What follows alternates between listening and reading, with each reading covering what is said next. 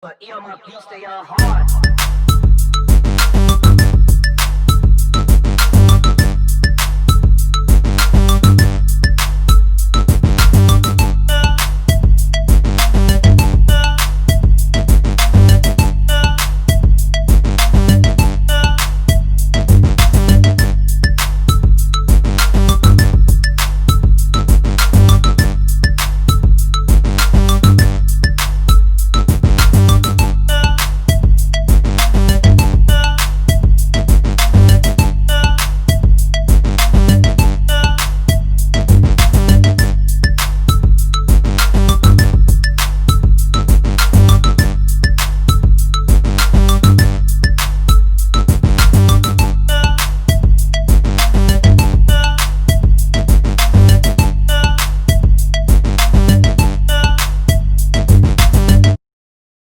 Hello and welcome to another edition of the BCSN SportsWrap. I'm Brian Fulford and joined as always by my partner in the backcourt, A.D. Drew. A.D., it's good to see you, my man. We are days away from the last days of the Trump administration and the first day of the Biden-Harris presidency. What are your thoughts as you kind of reflect on the last 4 years and start to think about what the next 4+ might be? Let's stick with a sports analogy. The 4 years have kind of been like that player who's been out on injured reserve or going through rehab. You're just glad to see that your team return to action. Okay. you just gotta throw it all away, as far as I'm concerned. You remember the year when Brady got hurt in like the first or the second game of the season with New England, and they didn't make the playoffs? They still had a successful run though. They had a good record, I think, that year. Yeah, but they didn't get the prize. No, they came up short of the playoffs despite it all. Yeah. So it's kind of like what these 4 years have been. You know, some people consider these 4 years a success, but if you don't get to the playoffs, it's no success. We definitely did not get to the playoffs, especially the way that the last year and a half of this administration has been with the first impeachment and the coronavirus and things of that nature. You know, so it was not a success. Now we've got our franchise quarterback. We drafted a new franchise quarterback, and we're looking to get some wins now. The franchise quarterback. I feel like the Colts who've just brought in 39-year-old Phillip Rivers to come try to get you to the Super Bowl, not knowing how much is left on the arm, but you just brought in an experienced veteran guy instead of going out and getting someone in their mid-30s. But Hey, or we could using another Colts reference, we can use Peyton Manning, who signed with Denver and ultimately led them to a Super Bowl after he had success in Indy. Okay, I see where you tried to go with that. I'm interesting. All right, and enough bad analogies for one episode. I think we've used up our allotment of bad analogies. But yes, we are recording this just days away from the inauguration of Biden and Harris. Yeah, what else? And let's pray everything goes smooth over the next 48 to 72 hours from the moment that we're recording this. You know, nothing like it was on January 6th, and everything goes smooth. It's gonna be virtual, so as I see more videos from January 6th, that whole thing feels like something out of a movie. You know, the more and more I see videos come out, it's amazing what you see, and I just come back saying there's no way. I'm never gonna say never, so I'm just gonna chalk it up to less than 1% chance that something crazy would happen. It won't surprise me. Nothing surprises me anymore. But that would that might stun me. That might stun me a little bit if something were to happen. We pray that it won't. I was going to ask, I don't know, you weren't a poli-sci major or political sci, you were econ, right? Accounting. Accounting, okay. It'll be, I'm fascinated just from a historical perspective of how 2020 ruined what was probably going down as one of the, you talk about hoodwinking America. I felt like my man had hoodwinked America for 3 years, almost got away with it until 2020 happened. I feel like when COVID happened, that just started a spiral of just bad things for 2020. And, my man was never able to, I take that back. He's not my man, but I'm just saying, dude was 45, was never able to recover from the gut punch of COVID. And then it just kept spiraling out of control for him to the point where it drove him crazy, in my opinion. I've got a couple of, we go with some analogies again. More analogies? Oh boy, here we go. I'm waiting. Remember Enron? Yes. And how that everything was going so fine, and all of a sudden, one thing blew it up. It's almost like what was that one thing? What was that one thing? It was something to do with some stocks or something, and somehow money that was being speculated was no longer able to be speculated, and everything kind of blew up. And that's when everything was revealed. There was no money ever there to start with. Right. And I was going to say, it's almost like a Ponzi scheme or a pyramid scheme. The moment somebody stops putting money in, the people at the top stop making money.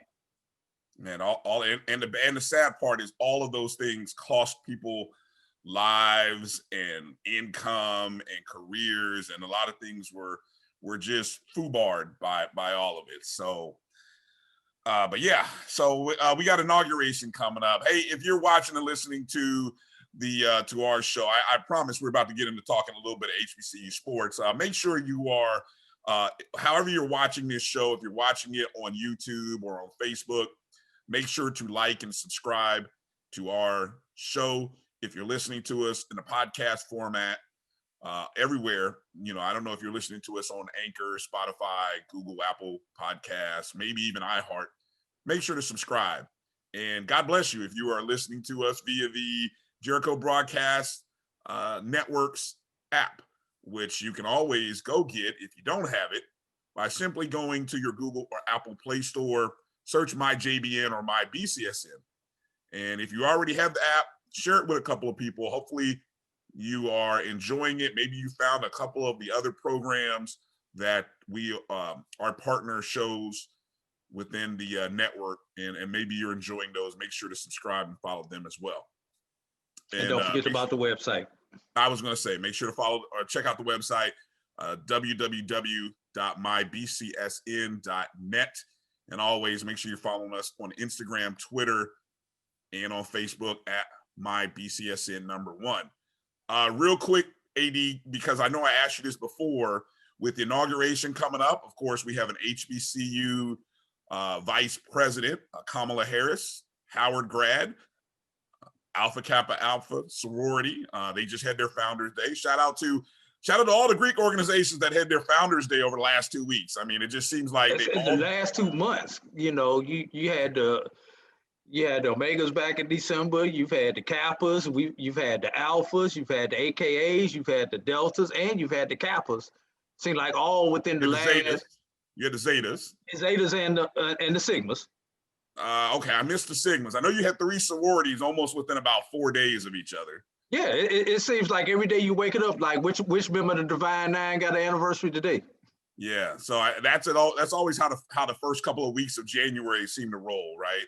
Or maybe the last week in December. I'm not sure what Omegas is, but I know there's the first couple of weeks in January. It seems about 6 different organizations have their Founders Day that day, and so Kamala Harris is going to be not only just the first woman, she's the first minority, first woman of color that will be the vice president. She's a Howard grad. So, of course, there's some HBCU connections, ties. And I know I asked you, I said with this being a virtual, I know several HBCU bands are going to be part of the inauguration. And so you got the list. Who's going to be a part of the inauguration, Drew? You got Stacey Abrams, who's gonna speak, who's a Spelman grad. And I'm going down some of the list of people who have HBCU ties. Of course, we know Reverend Raphael Warnock, Morehouse grad, is going into the Senate. Mm-hmm. I thought you had the bands. I thought you had a list. Yeah, I'm gonna get to the bands. Howard University's president is going to speak. Dr. I just had his name, and I just scrolled Kendrick. right past it. Yeah, Dr. Fredericks, not Kendrick. Fredericks is going to speak. He's going to be giving remarks. Some of the bands include Delaware State, Howard, says the Texas Southern University debate team, Florida A&M Marching 100, okay, Grambling State's world famed marching band, okay, Jackson State Sonic Boom of the South, mm-hmm. Louisiana Leadership Institute All-Star Marching Band. Okay, don't know what that is, but okay. South Carolina State Marching 101. It's interesting. Southern University Human Jukebox, and Tennessee State's Aristocrat Bands. Okay. So, all right, nice. Nice. Those are some of the HBCU ties that will be a part of the festivities surrounding the inauguration. Right. Good deal. Okay, so that's coming up on Wednesday, and I'm sure that'll be interesting. I don't think I'll get a chance. Obviously, actually, Wednesday is one of my slow days at school. Who knows? I may get a chance to watch some things. It's one of those things that, it's interesting. Do you turn on the TV like you do at school during March Madness and let kids watch the inauguration? Will we even be allowed to? You think we should? You would? Yes. If I was still teaching high school, yes, it would be on the computer or the TV in my classroom. Yes. Interesting. Yeah. Okay. Yes. Right. It's historic. It is historical. It only happens once every 4 years. So we'll that's a good idea. I may do that. I probably have to get approval for it, but I'll see what I can do. Okay, so getting into the sports things. Hey, if you watched our previous show with Joshua Jackson from EWC, hopefully you enjoyed it. Make sure to send Josh a tweet. Let him know, hey, I enjoyed the conversation with Bryan and Drew on the SportsWrap. We really appreciate, showing some love. Make sure to follow him, follow EWC Athletics on Twitter or on Instagram. And, just so that way we continue to build up good rapport with our guests. I mean, our guests who come on, we try to bring, we have a usual rotation of people that we like to talk to that always have good input. So I think one of the things we need to make sure we do is that we send a note out and let those people know that, hey, I heard you on the podcast, or I saw you on SportsWrap. You did a great job. Just send something. Let them know that you appreciate them for taking their time out and then sharing news. And especially if you're an EWC alum, student, fan, parent, whatever, just it'd be helpful. We'd love to hear. Go ahead and make sure to tag us. Tag me at DRB365. Tag Drew at BCSN Drew. Our website, my BCSN 1. So that way we make sure to show them some love. Okay. Before you get a couple of shows that we've got coming up that are in the works, you talked about special guests. I know we're going to have Michael Coker coming on talking about HBCU baseball real soon. Okay, I didn't know that. Thanks for telling me. Yes. Okay. Yes, and also we're gonna have someone come on talking about HBCU track and field, both indoor and outdoor. I appreciate the heads up on that, Drew. You like dropping nuggets like live while we're recording. Well, we hadn't confirmed the dates yet. That's why. Oh, okay. All right. Yeah, All right. but I know, All right. but they have agreed to appear on the show. Okay, so a little tease there. I see you doing a little tease. Got me by surprise too. I didn't even know that was happening. Yes. Well, good deal. Well, hey, on this particular show, I can say, and you already know this, we got a good friend, Mo Carter, from Huntsville, Alabama, WZDX. I hope I got that right because I don't have my show notes in front of me. He's the sports director at Huntsville, Alabama. We're going to be talking about the SWAC football media days, also some basketball-related things going on with Alabama A&M, men and women's basketball programs. So we'll get a chance to talk with Mo later on in this show. Now, you can't live in Texas and not have a good red meat blend. Texas Cowboy Dust is designed for steak and other red meats. It's out to be my most popular spice blend, made with onions, peppers, ground mushrooms, pink salt, and other spices. Texas Cowboy Dust also goes great with chicken, pork, vegetables, and adds a restaurant quality sheen to gravies and sauces.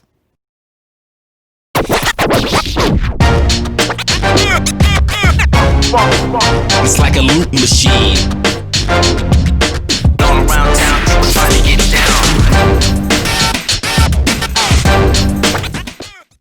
Vanilla smoked sea salt seasoning is for seafood. The tarragon and fennel bring out the natural sweetness in seafood.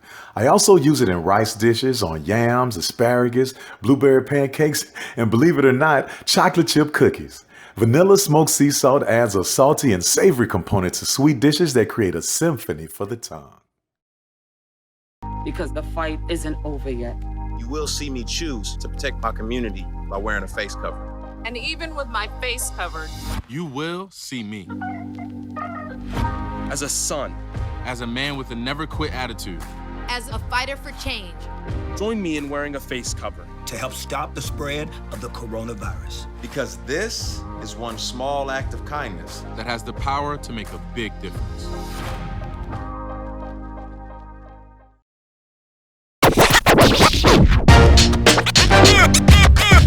It's like a loot machine. All around town, people trying to get down.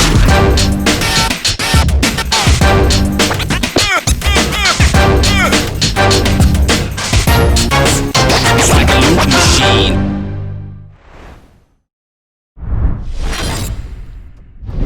But the first bit of news that we have to get to, Drew, we got to talk about the rankings. We got a lot of basketball that took place. We're recording this actually at the start of a new week. Feels kind of rare for us to do, but we've got basketball action that took place over the last 3-4 days. We've got a new rankings, men and women's, large school, small school, the debut and the drop, including, and this will go weekly now.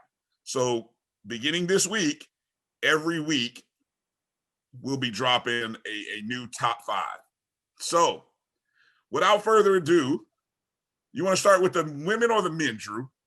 Always ladies first. Always ladies first. I love that. All right, Drew. So let's go. I'm going to throw it over to you, and let's go to the women's large school and then the women's small school top 5. All right. With records, please. With records. Coming in at number 5 with a 3-0 record is going to be Alabama State University. Coming in at number 4 with a 4-2 record, the other Alabama school, that would be the A&M version of Alabama at number 4. At number 3, dropping down one spot in the poll with a 6-2 record is going to be the Morgan State Bears. Moving up to number 2 with a 6-1 record and a team that is on a roll are the Lady Aggies of North Carolina A&T. And maintaining their spot at number 1, I don't have it in front of me. You probably got it in front of you.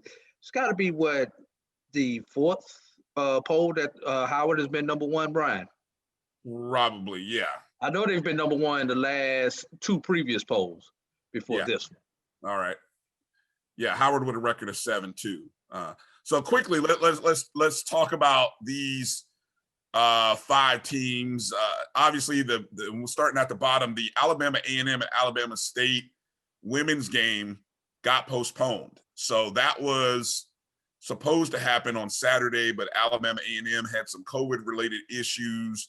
I think that announcement came out like on the Wednesday, middle of the week. This was after, I think they had played a game Monday. Yes. And so then a couple of days later, they kind of suspended some games. And so there was a doubleheader, men and women's, A&M versus State. That got, cut to just one game, the men's. So that matchup didn't happen. Alabama State, the hot team right now, sitting in first place. And that's merely by the fact that they have no losses, So, sitting at 3-0. 3-0 on the season, 3-0. And then, and so Drew, that was an interesting thing. We kind of talked about, you brought up an interesting question regarding Alabama State and their eligibility to get into the tournament. Correct. According to this year only rules, you have to play a minimum of 13 games. Now, I'm assuming those are 13 regular season games, but that may be 12 plus 1 because you're going to get one in the tournament. If you finish in the top 8 in the SWAC. With all the COVID-related stuff, with Alabama State not having a non-conference game, another week or 2 of cancellations, be it all in 1 week or multiple times of being canceled, Alabama State, despite having a good record, may be in jeopardy of not being able to receive, if they win the tournament, the automatic bid to the NCAAs. Another team that needs to watch out for it is Alabama A&M, because as far as getting the minimum number of games in. Oh, okay. I see what you're saying. Yes. Yeah. And the reason I bring those up because those are 2 teams with good records who, if they win the conference tournament but do not have the minimum number of games, could be an issue. To my knowledge, to everything that's been published, the SWAC does not have any built-in makeup dates into their schedule. But like I said, that's based on what has been published. I'm sure people at the office have discussed makeup dates and have makeup dates in there so teams can get games in. But, hopefully by the end of the month, there should be some type of plan put forth where these teams may be able to make up games if they're going to wind up short, especially if they are in contention. So I'm looking at Alabama State's schedule. Now, I'm looking at the SWAC site, which I know can sometimes be a little different from the school site. Alabama State has already had 3 games postponed. Their first game of the season against Grambling State was postponed. They were actually able to make up a game against Mississippi Valley State. It originally was postponed on the 11th, but I think they played it the next day. That now the Alabama A&M game at Huntsville there is a date of February 13th in Huntsville, but I wonder if that's accurate because there's no home game for Alabama State against A&M. So I'm wondering if that was really supposed to be on the schedule as a game at Montgomery or in Montgomery. But, and the same for Grambling, the home game against Grambling, there is no date. So it just makes me wonder, hopefully by the end of the month, the SWAC can sort of set up some opportunities. There are some dates, there is a period of time I'm looking at the SWAC schedule. Now, this may be, remember when the SWAC set aside, I think that was at the end of the year when they set aside a season or a week for the basketball because they didn't want to conflict with football. Yeah, that was with football though. Yeah, there is a week in February where for Alabama State, they play a game on the 13th of February and then don't play again on the 20th. So, I'm just throwing numbers around. That may be an opportunity to squeeze in, but of course you got to work with the other team. Right. And one other thing, I was gonna say one other thing. If you notice, most of the SWAC schedule is Saturday, Monday. So right. But here's maybe another option. Here's another option. Let me throw this at you. play on a Wednesday or a Thursday. Right. Or with Grambling, for example, they have to make up a game against Grambling. Mm-hmm. Now, this may not be ideal, but you got to do what you got to do. March 4th, they go to Grambling. There is about 3 days in between of them playing Prairie View. Stay over. Maybe they play on the 3rd and sort of a rematch game, sort of 2 games in 2 days. I mean, it makes for like the rest of the conferences are doing. A lot of conferences are doing. They may have to do something like that. The same would work for that opportunity against Alabama A&M as well, because again, there's some time in front and behind State's game against Alabama A&M. So I mean, we're just speculating, but it is something to think about. Moving up to those top 3. Okay, go ahead. I've got another idea. Because this is just not affecting Alabama State, Alabama A&M, and Grambling. There are a few other teams. Yeah, exactly. Right. Maybe if you look at a gap in the schedule, you bring all those teams who need makeup games to a central location. Okay, it may be 4 teams. It may be four men's teams, 4 women's teams, and they may not be the same from the same school, but you bring them to a central location. Okay, do something like the GCAC did and play a roundup or a shootout or whatever you want to call it, so everybody can get those makeup games in. You know, that's interesting. As I'm sort of scanning through, there's a couple of teams that have some openings in between February 13th and 20th. That may be an opportunity to do something like that for teams that don't play, but we'll have to see. Let's move on for a second. Let's get to the top 3 teams.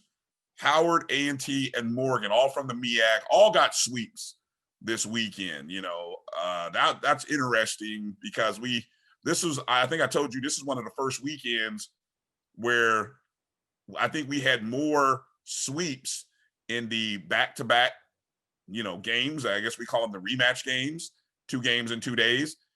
We had more sweeps than I think at any point in this early part of the season. I think there were a total of 5, and I'm counting a couple other schools in some other conferences as well, HBCUs. And A&T, like you mentioned, hot team. I mean, they've won 6 in a row, I believe it is, unbeaten at home. And so I'm not surprised that they jumped ahead of Morgan State. It'll just be interesting when those definitely Howard and Morgan play each other coming up. And I think we just got to have to wait to see what happens. Who does A&T play? Yeah, Howard and Morgan have already split this year. Oh, okay. Well, thank you. Okay, thank you. Yeah, for getting. Okay. The first weekend of January. Okay. Good. So I knew they have. I don't know if they're going to play. They play another set of games too. Yeah, they play another set because of the how the BAC did the schedule. Mm-hmm. Okay. And are we aware whether A&T has Morgan or Howard? I mean, if not, no worries. No, because they split everything up north and south. So there was no crossover. Did they keep that even with FAMU and Bethune-Cookman? Yes. Women opting out, huh? Okay. Yes.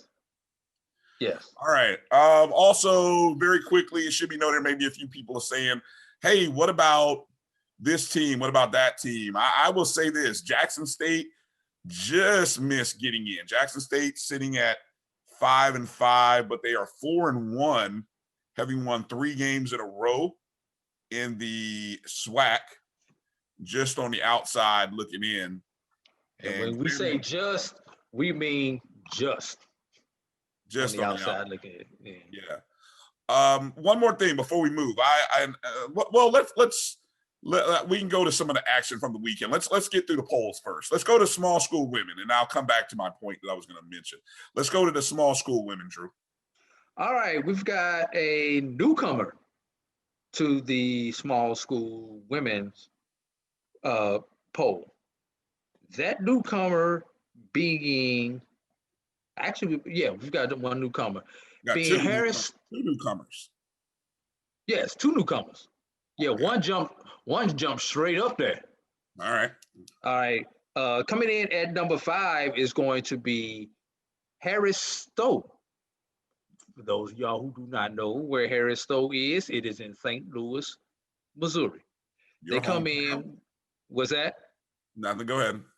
They come in with a 3-4 record, but they snuck in at number 5 in our poll, in our ranking, excuse me. Coming in at number 4 is going to be Xavier of New Orleans with a 5-3 record. At number 3 and dropping down a slot is Florida Memorial after a good week, the first week of this 2-week cycle. They lost at the end of the week, so they come in with a 6-5 record. Going all the way up to number 2, and I believe making their debut in our poll is going to be the Russ Bears at 6-1. Bearcats. And maintaining their number 1 spot despite a loss last week is going to be the Talladega Lady Tornadoes with a now 7-2 record. And Rust took Talladega to the woodshed when they played each other. I mean, Rust had a 6-0 record, I believe, prior to the last game of the New Orleans Roundup, where they lost to Edward Waters in overtime. Yeah. So, I mean, it's conceivable Rust could have come into this thing at number 1 had they won that game. If they swept. Yeah, and they beat Talladega by 20-something in the first game of that roundup, if I'm not mistaken. Correct. Right. Yeah. And Brian, did those women teams just beat up on each other down there, or what? Yeah. Nobody went winless. Nobody went undefeated. Yeah, that's a good point. Unlike on the men's side, I think Philander was the only team that did not get a win out of there, and they played one less game than everybody else. I was going to say they had one game postponed or canceled, I guess, right? Because of their opponent. Tougaloo and Dillard. I believe Tougaloo and Dillard were the 2 teams that did not make it due to COVID concerns. Yeah. Okay. All right. So again, there's our top 5. Harris Stowe at 5, Xavier 4, Florida Memorial 3, Rust College at 2, Talladega College at 1. That's This is the Dean of the College of HBCU Sports, Kenyatta Cavill of Dr. Cavill's Inside the HBCU Sports Lab with Mike Washington and Charles Bishop. Come mix it up in the lab where the course lecture is in session every Tuesday from 6 o'clock p.m. Central Standard Time on Facebook Live, YouTube Spreaker, or the BCSN app, as we discuss all things about the HBCU sports culture, including exploring the week that was in the sporting HBCU diaspora, as well as the upcoming week of HBCU sports. With me, the Dean, the College of HBCU Sports, on Dr. Cavill's Inside the HBCU Sports Lab with Mike Washington and Charles Bishop. Course lecture dismissed. Have you had your Earthblend coffee today? At Earthblend Coffee, we take pride in offering you the very best of beans across the world, blended and roasted to perfection, giving you superior quality and satisfying and flavorful taste. Experience the world in one cup with Earthblend Coffee.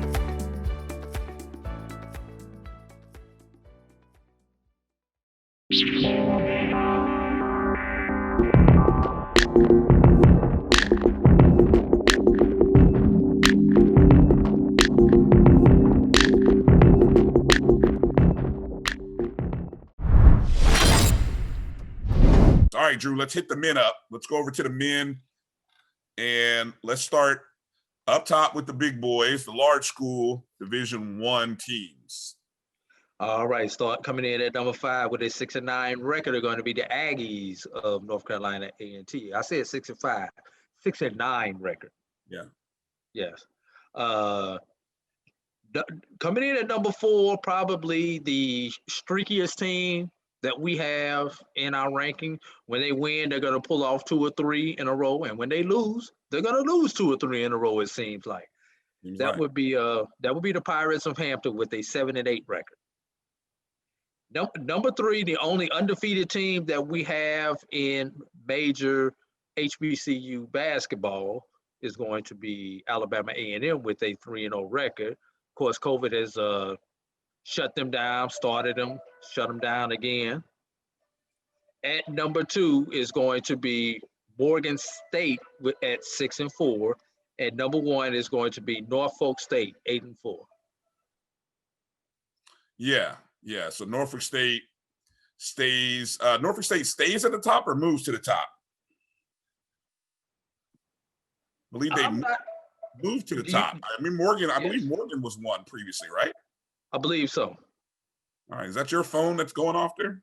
Yes, it is. All right. I'm sorry. I couldn't let you go. Not when it rang a second round. I couldn't let you have it by. I would have ignored it had it not gone off a second round. I'm sorry. And so Norfolk State got a sweep against Delaware State. One of those games went in overtime. That was the game they played on Sunday. Actually, Norfolk State played 3 times this past week, went 3-0. Morgan State played 2 really good, interesting games against Coppin. Those are some really exciting. I mean, plenty of production. The over cashed on both of those games, by the way. Morgan taking the first game by 20, in which they had 3. I'm talking about when you talk about a big 3, Drew, Morgan got a big 3. And I'm going to see if I can quickly go to my notes because I tweeted out a bunch of stuff from Sunday morning about some of those games that were played on Saturday. And for Morgan, they got 3 20-point-plus performances from Datorian Ware, Troy Baxter, and Malik Miller. Ware dropped 29 points, 8 rebounds, 4 steals. Baxter with a 22, 12, and 6 block performance. Miller with 21, 12, 3 assists, and 3 steals. I mean, that was, talk about a loaded Saturday. So, I mean, that was a 20-point win. And then, of course, the next day, Coppin, only one of those guys really showed up in terms of an offensive standpoint for Morgan, and Coppin ended up getting a good win behind a good performance by Anthony Tarp, and Coppin gets the win. So those 2 teams split. Moving on down, you mentioned Alabama A&M.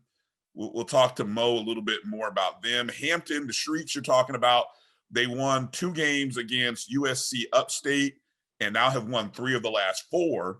That comes on the heels of losing 3 in a row, which came on the heels of them winning 3 in a row. I think I said that correctly. I'm not even sure. Like I said, streaks. Yes. So that 7-8 record is really that's 7 wins and 4 losses over the last 11 games.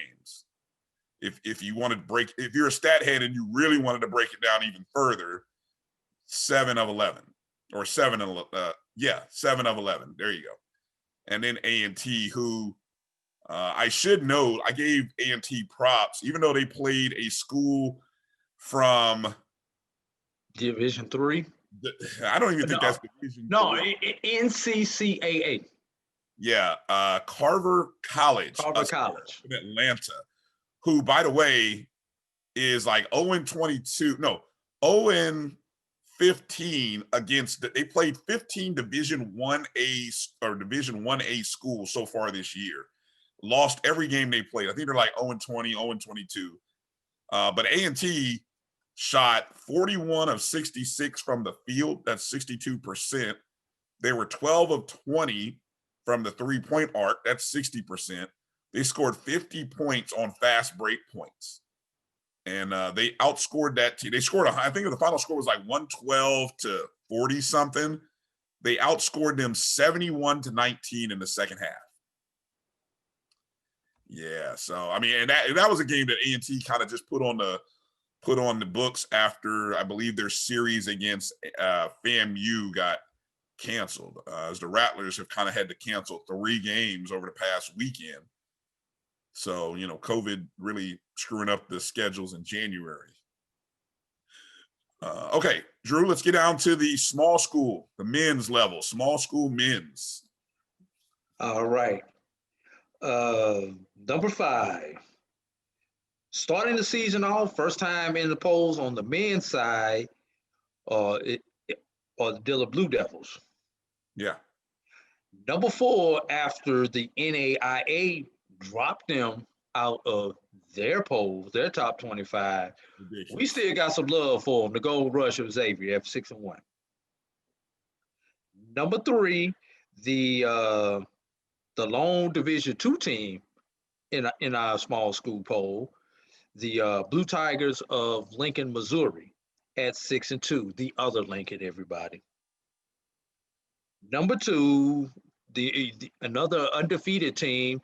What a tremendous start for a team that had no preseason, no exhibition games or anything. The Stillman Tigers coming in at 6-0, and they've got some ball players over there. And holding steady at number 1, and really by the point rankings, blowing the field away right now. And one of the reasons they're blowing the field away because they've played 16 games. Right. Talladega Tornadoes. And won 14 of them. And won 14 of those 16 games. Yeah. And I think they have more under their belt than anybody in HBCU basketball. Yeah. By one. A&T, I believe it would be right behind them with 15 games played.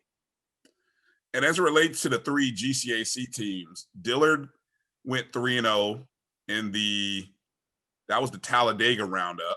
Well, I'm going to sum it up. Everybody in this top 5 that we have right now did not lose a game last week. Okay. Right. Well, yeah, but and so you had Dillard and Xavier and Talladega. None of them played each other, so they all got to beat up on the rest of the conference opponent. Correct. Stillman, obviously 2 weeks ago when we did a poll, they hadn't started their season yet, or if they did, they'd only played maybe a game. They played a game. Okay, so now they've come in, they're 6-0. They've got an interesting series coming up against nationally ranked number 5 Loyola New Orleans.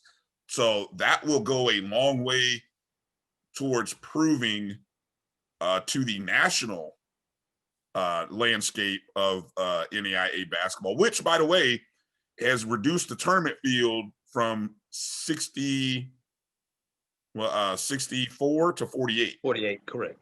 So much so that makes it tougher. So this is a huge early season contest for Stillman, which could go a long way towards their ratings as the season goes. Right. And then we got to mention, just missing the top 5 this week, Edward Waters. The men are sitting at 6-4 on the year, and they just they would have, you'd call them in the receiving votes category. Right.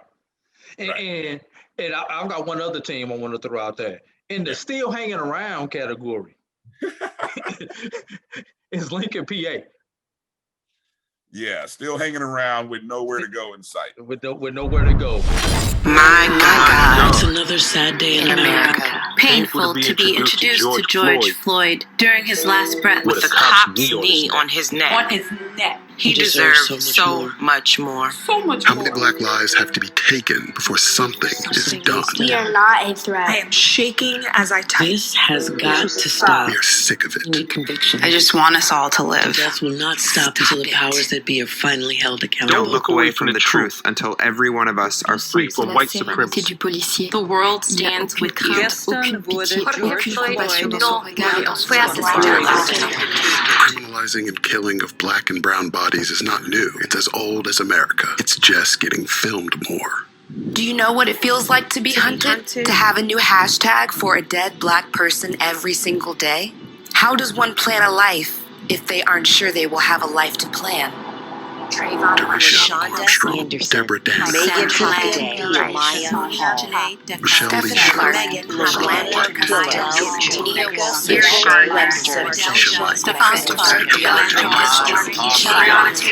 George Floyd.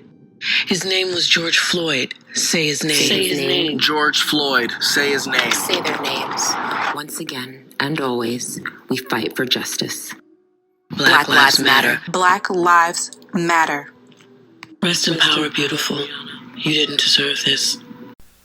Majesty is a premium health and wellness tea line focused on bringing delicious yet healthy tea blends to the community. Filled with an abundance of vitamins and antioxidants, we work to blend teas with exotic spices and fruits to produce scrumptious and wholesome beverages. So check us out at mymajesties.com. That's MyMajesties.com. My Majesties, an Urban Passport member.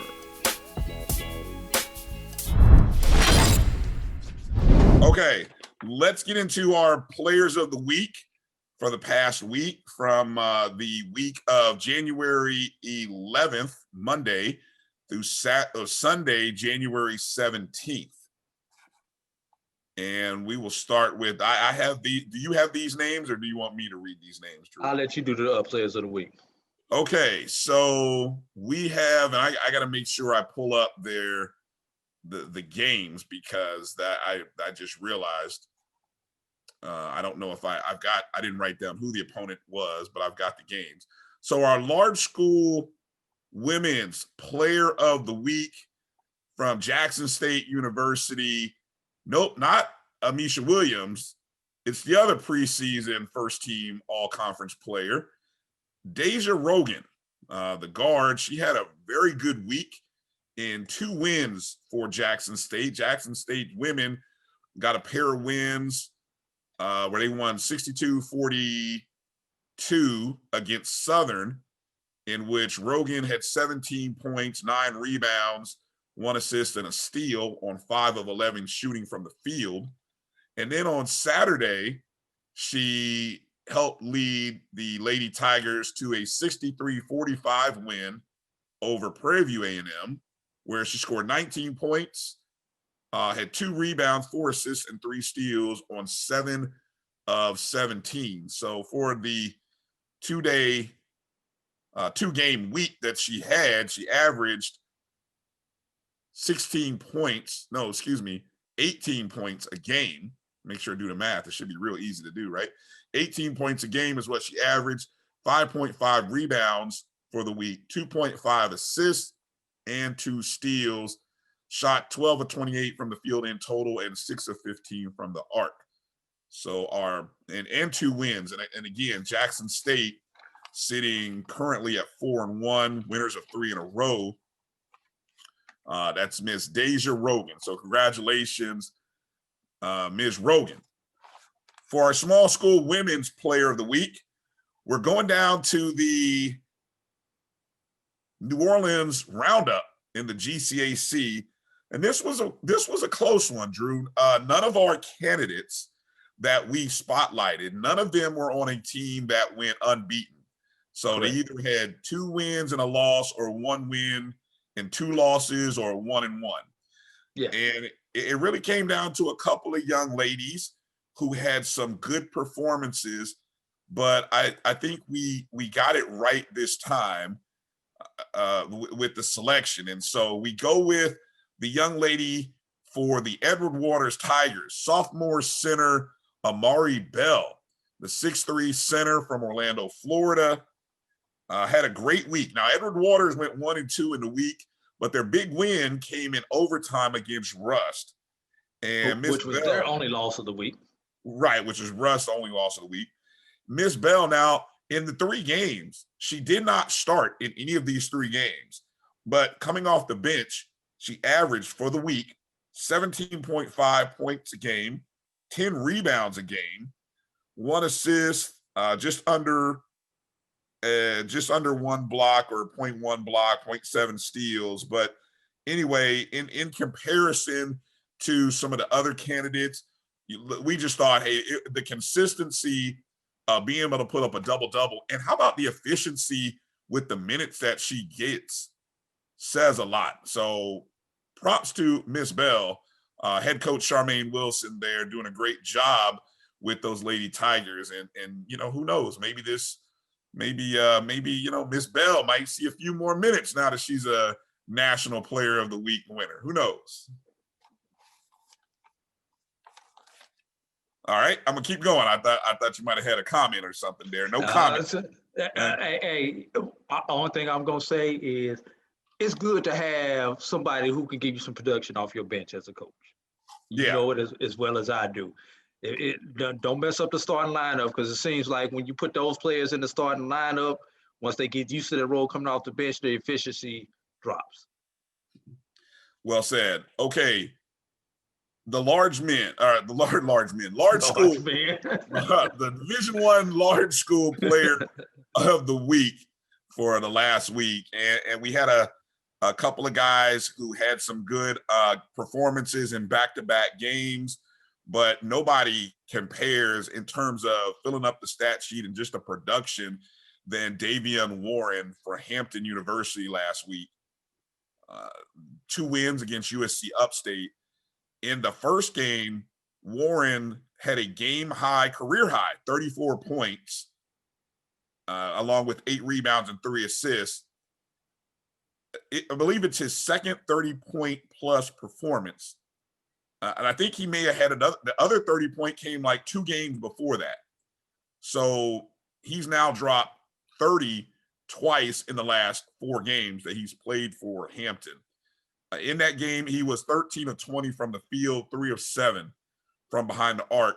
Then in the rematch game, now note that first game was much closer. It was like a 1-point win for Hampton. The rematch game, not even close. I think it was a 10, 11-point win for Hampton. In that game, he had 27 points on 8 of 21 shooting from the field, 3 of 9 from the arc. He also had 8 rebounds and 4 assists. So in total, he averaged 30.5 for the week, averaged 8 rebounds, averaged 3.5 assists, 21 of 41 overall, 6 of 16 from behind the arc. And I believe now, Mr. Warren, that's his second BCSN Large School Player of the Week nominee. Yeah, I think he won back in December, if I remember correctly. Yeah, so just think, man, Drew, he was the number 3 option, or last year with the production that Hampton got last year from the 2 young men who are no longer there. One graduated, one transferred. But Warren was the 3rd option last year. Now he has clearly become option 1. James Harden for Hampton. Hey, yeah, good parallel, right? Good parallel. Okay, moving down to the small school men's player of the week. And again, as mentioned, we had a lot of guys who were a part of winning teams, 3-0, 2-0. We had 8 people on our candidate list for this particular classification. Yeah, I mean, we had some great performances in games, but we tried to go with the consistency and just looking at just the overall body of work over the course of the week. Real tough, but I think well-deserving. And so our small school player of the week goes to Mr. Anthony Pittman of West Virginia State. Pittman on Saturday had a 2020, which now I believe is our second 2020 of the HBCU season. We had Amisha Williams. 1 man, 1 women. Right, 1 men, 1 women. Yeah, Williams last week got the 2020 for the women. But he had 24 points, 20 rebounds, 3 assists, and 4 blocks in the win on Saturday for West Virginia State. I think it was a 4-point win against Alderson Broadus. And then earlier in the week, he had a double-double as well, 11 points, 12 rebounds, 4 assists, 4 blocks in a win for West Virginia State. Averaged 17.5 a game, 16 rebounds per game, 3.5 assists per game, and 4 blocks per game. West Virginia State went 2-0 that week. They're now 3-1 on the year. And he was just named the Mountain East Player of the Week. So he can add that to the recognition, along with being the BCSN National Player of the Week as well. And correct me if I'm wrong, all of our candidates on the men's side were undefeated on the week. Yes. Yeah. All 8. You mentioned 8. So yeah, we had all 8, all a part of winning teams. Again, either 3-0 and 2-0. So needless to say, a lot to choose from there. A couple of notes, Drew. I don't know if you caught any of the things from Twitter I'm just want to kind of just go back from the weekend. Saturday was a busy day in men and women's in the MEAC and SWAC. And I think I made note of the fact that the men in the SWAC played 4 games. 4 SWAC games were played, and that was the most of any particular week that they've had. Of course, the one game that was postponed, I believe was not Texas Southern. I had it up earlier. I don't know, but they got 4 out of 5 of the scheduled games for that Saturday played. I made note that the best win from Saturday was Grambling with a 78-72 road win at Texas Southern, a game in which Grambling trailed by 2 points at the half. Then in the second half, they shot 48% for the field while holding Texas Southern to 39.3. So that one game that was not played was Prairie View and Jack State. Prairie View and Jack State. Okay, yeah. Okay, yeah, and so that was a good performance by them. And then I noted that the best shooting performance, I mentioned North Carolina A&T having a good shooting night. How about this shooting night for Southern? Southern in their contest, now Southern, I believe, played UAPB on Saturday, and they ended up winning that contest 88-53, so a 35-point win for Southern. Southern shot 63% from the field and 68% from the 3-point arc, Drew. Yowz. Yeah. Pretty good performance. Got some breaking news. This just hit my inbox. Okay, hold on, save it. Let me finish. Let me finish running through just some of the stuff here, and then you drop that breaking news, and then we'll go to break. So let me just finish a couple other just some things that some news and notes, or just some little tidbits I want to get through from Saturday, because I think that was the busiest day we had of the past week. Got to give a shout out to Southern's Harrison Henderson, 19 points, 13 rebounds in only 21 minutes. 16 of those points came in the first half of that Southern win. Also, how about Sarian McGee for Grambling State? He averages 5.4 per game, right? In that contest against Texas Southern, he had 14 of his 16 points in the second half. All 5 of his 5 rebounds also came in the second half of that game. Also in the SWAC, you had a contest, Alabama State, Alabama A&M. Talk about 2 teams that were rusty. Alabama State shot 31.7% from the field, including 3 of 22 from behind the arc. You do the math on that, Drew. Alabama A&M didn't shoot much better. They were 37.5% from the field and 4 of 23 from behind the arc. And that matchup was somehow trumped by the fact that you had the Alcorn State versus Mississippi Valley State game, which, as we pointed out on this show a couple of times, 2 of some of the lowest rated teams in Division I, where Mississippi Valley State still sitting at 357 of 357. Alcorn State moved up to 351 of 357. So yeah, that was that. I think I also should mention from the women's perspective, Grambling State with the best win for the SWAC women. Grambling State with a 68-47 win at Texas Southern. Now, here's something to think about. And I tweeted this out, Drew. Just something to think about. Think about these standings. These are the preseason rankings for the SWAC. Alabama State picked 6th. Grambling State picked 7th. Alcorn State picked 9th. Alcorn State currently 3-1 in the conference, sitting in 3rd place. Grambling 2-1. Wait a minute, who did I say? Oh, excuse me. Well, Alabama State sitting in 1st place at 3-0. Alcorn State in third at 3-1. Grambling in fifth at 2-1. Which one of those three teams, Drew, would you say has the best chance to challenge Jackson State? If you're going by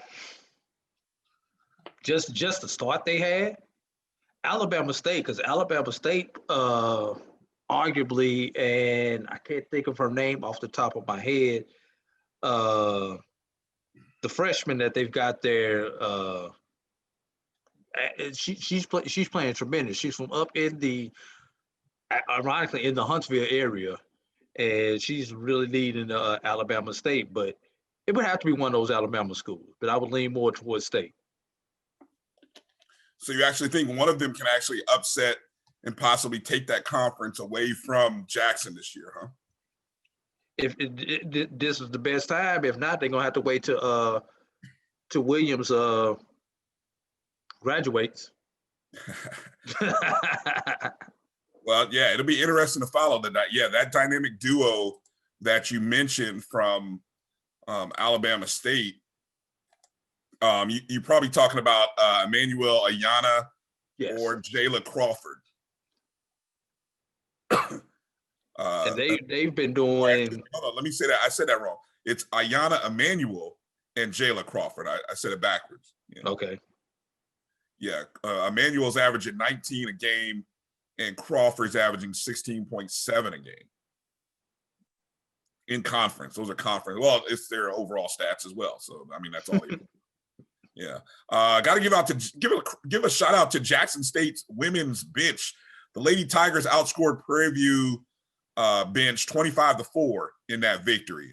Jeriah Covington, she led the bench mob with 11 points and 4 assists in that contest, and so want to make sure we mention that. Also, an impressive defensive performance by Howard. The Lady Bison held Coppin State to, get this, Drew, in the second half. Held Coppin State to 5 of 29. That's 17% from the field. Overall, 16 of 59 they held Coppin to. That's 27 in the game. So Lady Bison overcame a 10-point deficit, locked up on defense, and that is how they won that game. And I saw where is it at? Okay, two other things. And then I'll let you have your you can break that news that you got there. Morgan State Lady Bears ended up overcoming a 6-point halftime deficit. They overcame a shooting in the second half where they shot 6 of 26 from the field. Yes, 6 of 27. That's like 22% from the field in the second half. And how did they overcome that, Drew? How do you think they overcame that to win 49-48? Free throws. Yes, sir. They were 14 of 17 at the free throw line in the second half and 20 of 25 overall in the game. Delaware State, get this, shot 4 free throws in total in that contest. 4. A lot of jump shooting. I mean, that's the kind of game where at some point in the third quarter you get a technical just because you sent the other team to the line for X amount of time, right? But if you're shooting all jump shots, what do you expect? True. And last note from me, got to give a shout out to Miss Charity Shears of West Virginia State, one of our preseason Division II first team players, and of course, most of Division II got wiped out. But Charity in West Virginia State, they are playing. She scored 31 points, had 6 steals against Alderson Broaddus on Saturday, and became West Virginia State's all-time career 3-point field goal makes leader.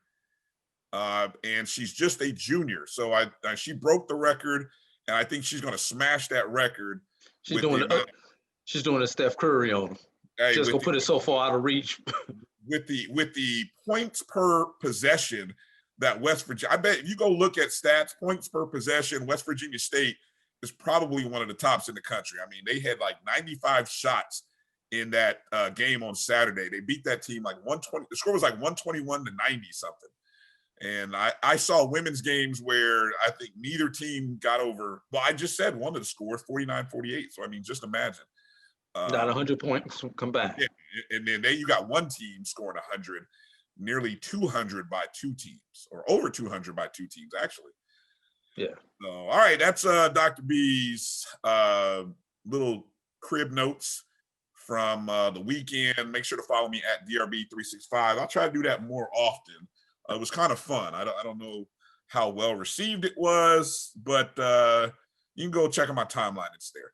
Drew's got some breaking news before we go to break. What do you got, Drew? This just came from the Alabama State Sports Information Department. Shout out to Travis Jerome, Sports Information Director at the Alabama State University. Alabama State's head men's basketball coach, Mo Williams, will be a guest on NBA TV's Open Court. That being tomorrow night from when we're recording this, Tuesday, January 19th. 19th. Yes. The critically acclaimed roundtable discussion show returns to television January 19th at 7:30 p.m. Eastern Time with a look at historically Black colleges and universities. The hour-long show will focus on the resurgence of elite high school athletes seeking an HBCU education, along with crucial roles HBCU coaches play in helping their players navigate through the pandemic and the country's current social landscape. Led by NBA TV Sam Mitchell, okay.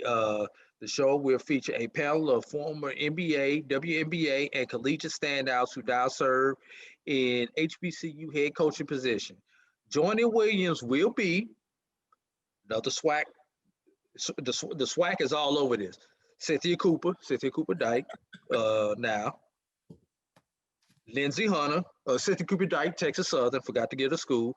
Lindsey Hunter, Mississippi Valley State, and from the MEAC, Kenny Blakely of Howard University. All right. So, and if you missed that because you got this announcement after it was already out, NBA TV always replays it multiple times during the week. Yeah. All right, good deal. All right, when we come back from this break, we're going to get into a conversation with our good friend Mo Carter as we talk a little bit about his opinions and maybe rap with him about some things regarding the SWAC football media day from last week, and then we can kind of find out what's going on at Alabama A&M with their basketball programs as well. And maybe we'll have a few other tidbits before we wrap up. So we'll be back right after these words. You're watching and listening to the BCSN Sports Wrap with Bryan and A.D. Be back in a moment. You know, the real reason why I went after Comcast and Charter, it didn't have anything to do with my cable networks. It didn't. What happened was a gentleman wanted to do the Black College Sports Network in partnership with the HBCUs. And Comcast did not accept it. And that would have made a lot of money for these Black colleges. Absolutely. And it would have educated the Black College Sports Network. This is what he wanted to do. That would have educated a lot of Black kids. And when they didn't do that, that's when I came off the bench and said, okay, I'm gonna light you up like a Christmas tree. Okay, that was the real reason why I got into it, was when I saw what happened with the Black College Sports Network, which I don't know. I just knew that these Black, all right, I knew that these Black colleges were gonna benefit, and these Black kids were going to get the education that they deserved and not have to pay.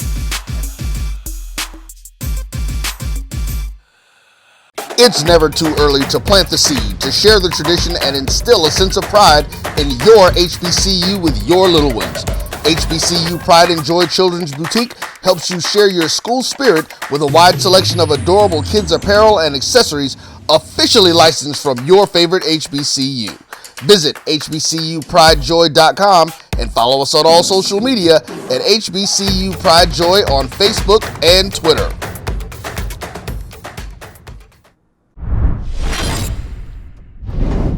Welcome back to the BCSN Sports Wrap. Bryan Fulford, A.D. Drew here, and joining us, good friend of the program. First time we get a chance to see our good friend, Mo Carter. Happy New Year, Mo. Welcome back to the Sports Wrap. How you doing, my friend? Doing well, Bryan. Doing well, A.D. Good to see you guys as well. Hope 2021 has been going much better than what 2020 had been for most of us. Yeah. It can't get any worse. Good point. Yeah, definitely. We're getting into it. Hey, look, and you, man, you had a great end of 2020. You are now, I hope you don't mind me saying, I mean, you are now a father. First off, how's life with the newborn? Give us something. I know Drew's been through these trials. I have not. So for me, for maybe one day, I will be joining that fraternity. What's something that you've experienced over the last month, that kind of like caught you by surprise, or just you're like, wow? Well, of course, you're alluding to the fact that my wife, Lakeisha, and I were able to have our first child together, Morel Carter III, or MC3, or Little Mo, however you want to call him. We're throwing all kinds of nicknames. MC3. We've already got the acronym ready. Cube. I like Mo Cube. MC3. I love that. We might have to look at that one too. But so we're throwing all kind of nicknames and stuff at him. Overall, he was born 2 days after our wedding anniversary, as a matter of fact, November the 24th. And honestly, everything has been going well. He was born with all 10 fingers and 10 toes. So all that was great. And for the most part, he's been a well-behaved child. The only thing is, I'll say this, he's already developed that clock in his mind to where it's kind of like, okay, after already slept for about 4.5 hours or whatever, my body is basically on E, and it's time to eat once again. So that's still something I'm still trying to get used to. And my wife and I, we're grateful and we're blessed, and we've worked out something to right now, like we're sleeping in shifts. So yeah, man. So basically, somebody's always covered to make sure that the little guy is always attended to, no matter if it's throughout the day or if it's late into the night in the evening time. But yeah, overall, everything is going to be great. He actually turns 2 months near the end of the month. So like I said, we're blessed and grateful for the little guy, and who knows, he may be a part of, I don't know, a recruiting class in the class of 2038. So be on the lookout for that. The reason why I say that is because I actually had a teammate of mine who actually from college, who's actually on the HBCU staff, along with another coach who sent congratulations and then was like, hey, what year should we be looking at recruiting him? And I just busted out laughing, and then it just set in 2038. I'm like, that is a long time away, but I'm just going to take everything day by day for the most part. Right now we're in 2021. Let me just work to just get them being fed regularly and changing diapers and all those good things, and we'll worry about the rest later on. Yeah, from somebody who's done it, 2038 won't be as long as you think it will be when you look back at it. That's all I'm gonna say. And and also, more powerful to you and to anybody who's having COVID babies, because this year, these first couple of years of life are going to be different for your child than anything else. So more power to you. And I'm praying for you, brother, that all goes good with this. And you guys keep your mental health as a family. Oh, absolutely, man. Mental health has been really the main priority we've been working on because of the pandemic happening. I mean, granted, we're spending more time indoors and, around the house, which is really, really good compared to, how things would have probably been in a regular world with my busy schedule, my wife's busy schedule and whatnot. So we're grateful for that. But also, I'll say this, there are times where I'm kind of like, man, I wish I could take little guy out and walk around the street, with him to kind of get him out and about. But right now, you just can't do that. I wish I could take him to the park right now, but I just can't do that. Wish I could take him to the store with me, but just can't do that. So while they're hanging at the house, I'm usually the one running errands for right now, but it's going to change eventually. I think once people become smarter with everything going on with the pandemic, we'll be A-okay. Plus, he's getting the shots coming up soon, so that'll help me feel a little bit better trying to put him into the world slowly but surely. But yeah, man, just keep us in prayers as we roll forward with that. Will do. Appreciate you. Congratulations to you and Mrs. Carter and Mo. So look, we brought Mo in, of course. Always like to get Mo's perspective, especially when news is happening around the SWAC. And I think the last time we had you, Mo, we actually talked about we got the spring schedule. So if I'm not mistaken, the last time we had Mo on, we talked about the spring schedule. And of course, we had the SWAC football media day last week. So that's sort of the nature of what we're going to get into with Mo. And of course, some interesting things going on at Alabama A&M. in terms of basketball. So we'll get to that. So let's kind of start on the football front, Mo, and specifically as this 2-day event took place. I'm going to start with Alabama A&M because we can go in a bunch of different directions, but let's start home base for you. Of course, WZDX, you're in Huntsville, Alabama, Alabama A&M. I think that was the first team up, if I'm not mistaken, right? Yeah, they were.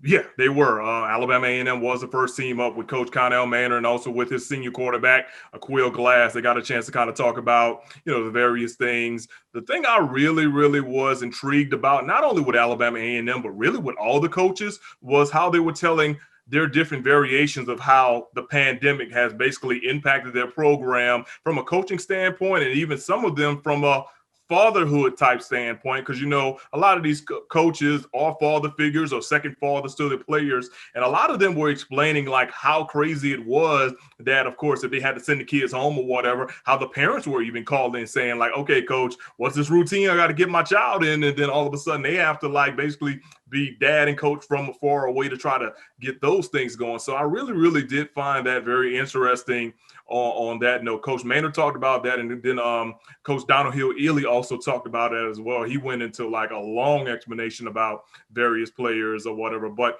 I did find that very, very interesting, to say the least. But one thing I can say for sure, especially when it comes to Alabama A&M, Coach Maynard says it's been a long time since he hasn't coached a football game in the fall, and he's so ready just to coach a team up for a season. It really starts in about a month and a couple of weeks.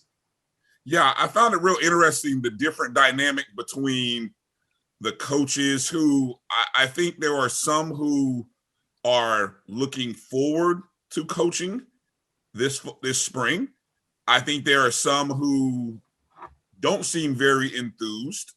And I say that from the perspective of I think a lot of the uncertainty. It just seemed like, how are they going to use this upcoming season? Are they going to use it as a prep towards the summer, or are they going to use it in another fashion? I don't know. I know they're playing for a championship, SWAC championship, but if I'm not mistaken, the SWAC is not investing in putting players into the playoffs, right?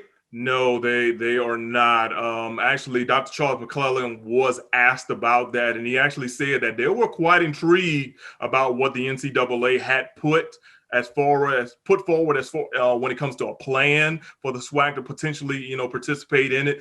But, logistics and the various other things just made McClellan say, you know what, we're just going to stick with our SWAC football championship. And I know a lot of it really had to go with the fact that you'd have been having these guys play well until mid to late May, and then trying to have them play in late August, early September. I mean, that is literally like a 3-month turnaround, or a 3-month quote unquote off season. And I mean, let's be for real. You don't even see pro athletes even go through something like that, unless, it's the ones that are ending like with basketball or baseball and then going to the Olympics, but that's a different situation overall in general. So yeah, the SWAC is definitely still investing into their championship game. And I really, really think it really boils back down to the fact that Dr. McClellan and probably all the other presidents and ADs didn't want to put the football players in harm's way with basically back-to-back seasons in a 4 or 5 month span. Right. Just throwing my 2 cents in on that. The SWAC doesn't need the NCAA in order to have a product. The SWAC product, when it comes to FCS, is the cream of the crop. That's why they've led in attendance 42 of the last 43 years. And when you sit back and think about it, assuming that we don't get back to full capacity, which we probably won't in the spring. Probably will not. The only 2 times the SWAC may not lead in attendance, Hurricane Katrina and a pandemic. So the SWAC doesn't need the luster of going to the playoffs for their, to get their street cred, as I like to say. They've got a product that's second to none. So, and I think this is just my opinion, Dr. McClellan probably is like, if we play in this spring and one of our teams makes it to the championship or multiple teams make it to the playoffs, it's going to take away from our product in the fall, which is our bread and butter and our moneymaker. Agreed. No, totally agree. And also, too, you got to throw in those two words, dollars, cents. You got to think about those, too. I mean, you and I, well, all of us have talked before, and we all agree that Dr. Charles McClellan is a businessman. And if it's not good for his business model with the Southwestern Athletic Conference, just for one team, what do you think is going to be for the other 10? Then later on 12 teams that is going to be for the upcoming season. So they're definitely still invested into the championship game. And the interesting thing I'll also say too, and I don't know if you're going to ask me this later, but I'll bring it up now, was the intrigue I got when Dr. McClellan said how much interest ESPN and other networks had to broadcast majority of the games in the spring. Now, he wouldn't go into too much details because they're still ironing out some things, but he also did say, though, that the SWAC is looking forward and anticipates ESPN broadcasting majority of the games coming forward in the spring. I mean, granted, they'll be up against basketball and then, baseball and then even some NBA playoffs in late April, but he was very, very confident that all this is going to happen, and they are currently going through negotiations and looks to actually unveil a TV schedule coming up really, really soon. So I was really, really happy to hear that because, of course, because you're in a pandemic and they said that it's going to be left up to the city officials, school officials, and local health officials to set your precedents for the actual attendance numbers per week or, per stadium or whatever. A lot of people are going to try to risk that / they're not going to try to spend that money when they can sit back and watch a game on the television or computer or mobile device at the end of the day. So I thought that was very, very intriguing and something that was actually really good that came out of SWAC Media Days from the commissioner. Yeah, I think that's one of the biggest stories going into this spring for the SWAC. I think it has nothing to do with the play on the field. I don't think it has anything to do with Dion starting on February 21st, 221, as we noted in the last show. Oh, I just realized that. Wow. Yeah, Drew, I give props to Drew. I'll break that down for you in a minute, but continue on, Brian. Okay. But it's the whole media rights to the upcoming year and years because of the fact that you have Florida A&M and Bethune. And so now you're right at the end. I think they're at the end of the contract or maybe starting a brand new one. Yeah, they're near the end because the negotiations are supposed to start, I think, in the latter part of this year, if I'm not mistaken. Right. Because, they try to do these like 2 and 3 years out. Right. And see, honestly, there's the Fox Sports platform, which houses a lot of Big Ten football games. Mm-hmm. Noon Saturday. Pac-12. Pac-12. But I see Pac-12 has their own network. But I'm saying in terms of you're talking putting yourself somewhere where you're not amongst a sea of other folks. For me, I mean, if I were Fox Sports, I'd be coming in saying, look, don't put your product on ESPN where you're in the midst of every other conference. Be with us where we only have, I mean, look, our platform does just as much as ESPN. I can access it on mobile. I can access it on Roku TVs and all the other stuff. We're everywhere that ESPN is, and so put your product with us and we'll show multiple games. I mean, if you want to make some dollars, you have to sometimes venture away from that cluster that ESPN has and get with somebody who's going to value you. And look, even if it were just a, short stint, 4 years, see how it goes. You can always come back because once if you have a good 4-year success run, I mean, hell, ESPN's coming in dropping major dollars in 4 years. Buyer beware on that, Brian. Remember when the NHL tried that? That's and the they NHL. Went to That's the NHL. But NHL was on ESPN forever, and they went to, I believe it was it NBC or it may have even been the Fox. Well, they went somewhere else, and then ultimately they went to a sports channel. I think it was an upstart channel. They did go to sports channel, but then they went to Fox too because that was in the mid-90s when Fox was able to pull off that big deal where they had the NHL and they had the NFC. Because they went with the glowing puck and all that stuff. Yes, in the mid-90s. Yes. You want to go somewhere if Fox has the Big 12, Pac-12, and Big 10. and you become that fourth conference, guess what they're showing? They're if they're running promos of your conference games, and I don't care if it's a feature of, hey, here's Deion Sanders of Jackson State going up against Southern, and there's hell, I can't think of human jukebox. Human jukebox. I was going to embarrass myself. I was like, I can't think of the band's name. Oh, Sonic Boom. You know what I'm saying? But yeah. Or here's FAMU versus Grambling. There's all kinds of little, in-game promos that you can run to whet the appetite of the casual fans, because that's who you got to go get. What platform is going to bring in the casual sports fan that doesn't know too much about the SWAC other than, oh, that's an HBCU conference. Oh, that's where Walter Payton came from and some other legends from old time. But what have they really done over the last 20 years? I'm talking the casual fan, not us. You got to go get the casual sports fan and bring them into this product. And I'm just saying, get outside of the cluster of everybody else who's on the ESPN platform. That's my 2 cents. Let me move over to specific team talk.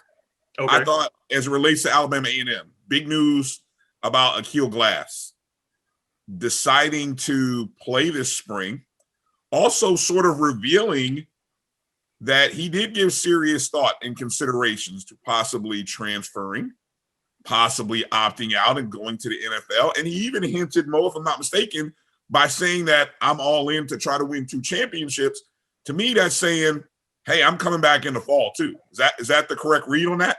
That is the correct read. As a matter of fact, probably right before he got off the call, someone asked a question of that nature, and he basically said that, yeah, I'm all in for the spring and the fall, because he said that I want to play my last 2 seasons on the Hill, which I know good and well the Bulldog Nation will love to hear that over, just in general. I mean, of course, he's basically now the most recognized quarterback A&M has ever had stats-wise, but you know how it is when it comes to these big-name quarterbacks. No matter where you're playing at, the thing that really will always help your resume is a championship. And he does feel that he does have the firepower and the tools and mechanics to lead A&M to a championship. Let's not forget, they were 1 play away from knocking off Alcorn State last year and representing the East in the SWAC championship game, and it would have been them against Southern. So, you got to think, too, that this upcoming year, offensive-wise, I mean, they bring back some of the most talented offensive players across the board at the wide receiver position. You got a dude for Ty Ibrahim, you got Xavier Moore, and you get Brian Jenkins Jr. back. So, 3 of the top wide receivers in the SWAC are in his offensive arsenal. Sure, they are losing Jordan Bentley, by far one of the best running backs I've seen in recent history for the SWAC, but at the same time, he said it, and Coach Manor also said that it's always going to be a next man up mentality. So they've got some guys who have been waiting their turn, and they'll see what will happen on that. But best thing about A&M is the fact that a lot of people, I'm not going to say are buying the hype for A&M, but they're definitely believing in what A&M can do under Coach Manor as he gets ready for another upcoming season. I mean, they had 9 preseason all SWAC selections, but that doesn't tell you anything about what this team returns and how they're trying to move forward. Then I don't know what does. I was on Carlos Brown's show this past Saturday, and we talked about the SWAC press conference, and we talked about, he asked me for my bold prediction. And my prediction was, if A&M can figure it out on the defensive side of the ball, A&M will replace Alcorn in the championship game.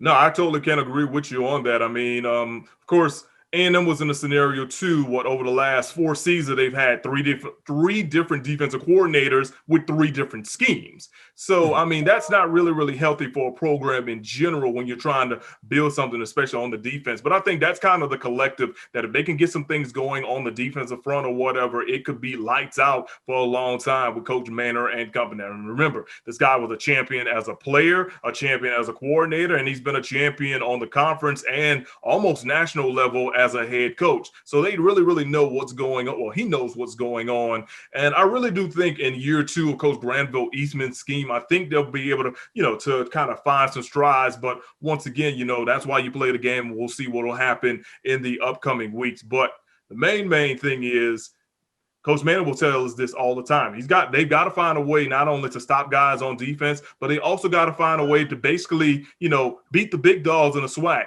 beat the Alcorns, beat the Gramblings, and beat the Southerns. Luckily, they get Alcorn the first week of the season on February 27th, if I'm not mistaken. And I really, really think the winner of that game, it goes a long way as far as who's going to win the East 9 times out of 10. There's your big TV game right there. You got the two best quarterbacks, not even arguably, just flat out 1 and 2. Obviously the winner last year ended up taking the SWAC Offensive Player of the Year award. So anything that we saw how that carried over into the preseason selections. So the determination on individual awards and all kinds of stuff are all going to come down to that very first game. So I'm interested that's going to be a hype game that I hope gets the kind of credit it should get between Felix Harper at Alcorn and Akil Glass. One other note, and then Drew, I'm gonna let you. I know we've been jumping in and forth, but I had one other Alabama A&M take. I thought Coach Maynard's comment about the scholarship numbers was telling, and I don't know if you heard other coaches talk on it. I didn't. I only listened to maybe a few others because I was kind of in and out. Mm-hmm. But he mentioned the fact that basically, the NCAA is giving guys an extra year of eligibility. Correct. But that doesn't necessarily guarantee that he's going to take them, especially if I think what he said something about paraphrasing that unless they're like all conference or something like that. Like, hey, thank you for playing, but I got to go get a freshman, and I thought that was the first coach that I've heard sort of summarize this gray, murky area about what's going to happen with football rosters, because you got all these kids in the portal, transfer portal. Mm-hmm. You got everybody who gets an extra year. Correct. So you got seniors who are like, well, I'm not leaving. I get an extra year, but your school, look, you're on 1-year scholarships. Your school may not give you a scholarship next year. So I thought it was perfectly said. I don't know your thoughts on that, Mo, and did anybody else kind of talk on that? Well, I'm not surprised that Coach Maynard actually said that. I mean, you're talking about a guy that I probably talk to, a couple of times a week, but he's also a person who wants to see results. And I mean, granted, some of the guys that would be considered these seniors are some of the guys that he actually brought in when he first got to the Hill, or he inherited them maybe after their freshman year. So if he's not seeing like true productivity or whatever, then he's looking for the next dog up, as he likes to say overall. But also too, you mentioned the thing about the transfer portal. It is jam-packed right now with so many players. I mean, hopefully it's a majority good players, but you've seen a few busts here and there. I'll even go as far as this. I've seen in a couple of chat rooms that I'm a part of on social media, that has like, some of my high school friends, some of my college friends, some of my college teammates who are now coaches elsewhere. And a lot of them have said like, hey, man, I like your 3-star guy on your team on the high school level or whatever, but we don't have any more scholarships because we're trying to bring in all these transfers. Would he be willing to come and accept the preferred walk-on? And you're hearing that more and more and more. I really, really hate it right now for a lot of the seniors in the recruiting process at the moment, because, the transfer portal is just basically changing the game overall. And I'm not saying I don't really think it's that fair per se or whatever from that. But at the same time, those are the signs and times we're at right now in general. But for Coach Maynard to come out and say that from a college level or whatever, it just goes to show that like they're always looking forward no matter what the situation entails overall. And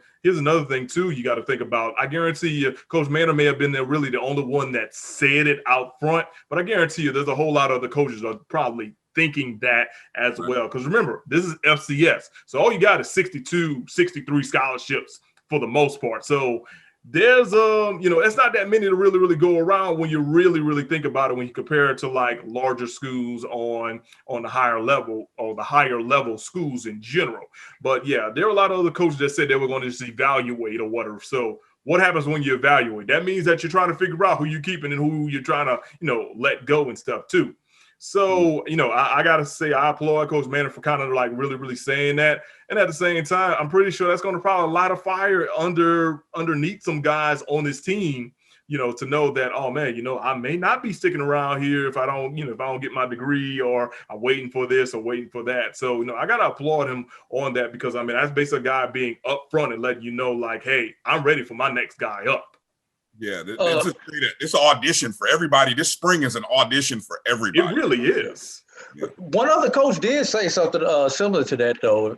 If you remember, Coach Bryan, when he said, you know, he don't want you here if you don't want to be here, and if you don't want to be here, I got my own transfer portal right over there with that computer in that desk sitting over there. And by the way, I'll help you break your film down. I'll give you a good recommendation, because if you don't want to be here, I need you to go, because I need the scholarship for somebody else anyway. That's true. Yeah, he did say that or whatever. But also, you got to think, too, with Coach Deion Sanders, his scenario is a tad bit different, because he's basically taking over a brand new program. So when you take over a brand new program, basically everybody's auditioning for not only a starting spot, but just a spot on the team or a spot on the travel bus in general. Because, I mean, yeah, you could be, you know, 3-year starter or whatever, but if you're not putting in the work or whatever, which usually most kids will actually do that. But, you know, sometimes you get some good people who think they just inherit certain things. All of a sudden, you know, you're riding the bench, or you're probably looking for another place to happen. I've seen it happen multiple times, even with Coach Maynard. I mean, there's a lot of guys that were on Coach James Spady's team that didn't make it over to the transition with Coach Connell Maynard. So, yeah, I always see that as that's just a new coach really like taking over, knowing that, okay, he's got so much time to do this, but at the same time, he's only got so much space to keep so many kids in general. Yeah.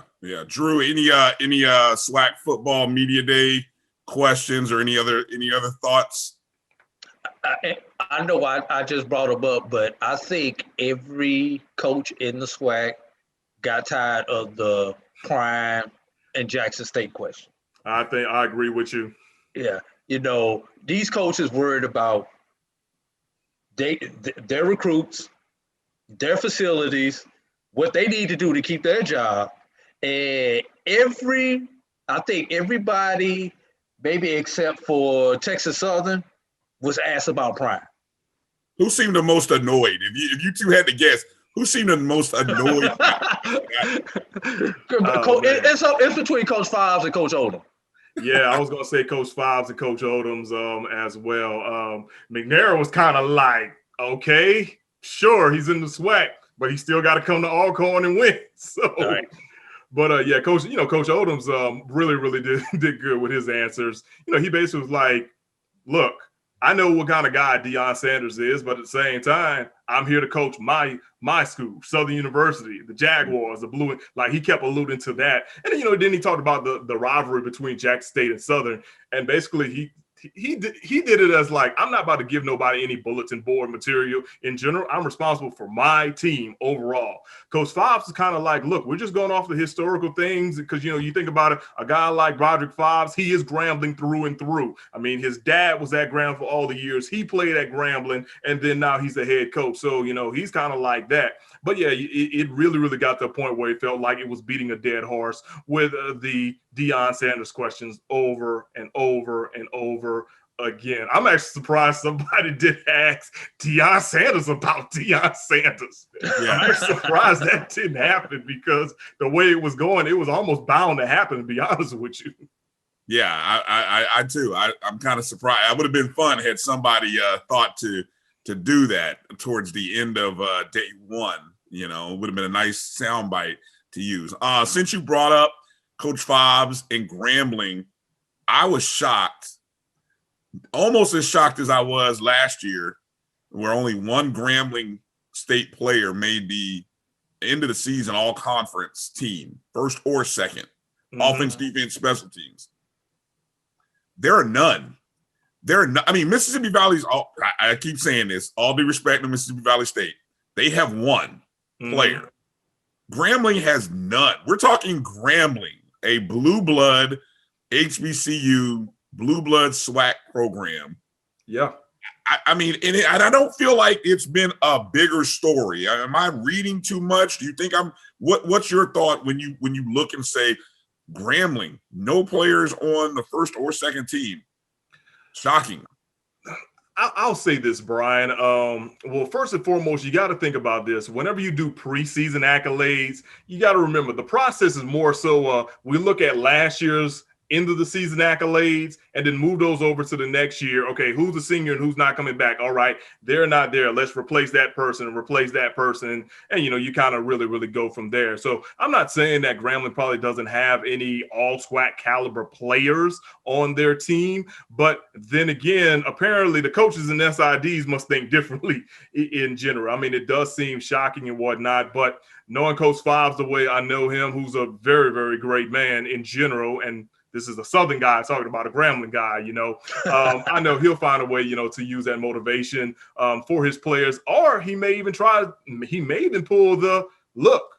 This is what we thought of y'all. Y'all have to prove me different. Y'all have to prove me wrong, prove everybody else wrong overall in the SWAC. So, yeah, definitely a surprise that Grambling didn't have all SWAC players. Now, will that change by the end of the spring? It just remains to be seen in general. Remember, last year's Grambling team, it literally was up and down. Like, you went to see them almost being like a bottom feeder in the division. And then all of a sudden, by the end of the year, they had beat Alcorn, and they were a field goal block away from knocking off Southern to represent the West. So it was a really up and down season for the Grambling State Tigers football team as well last year. And I don't know if people really took that in consideration, maybe.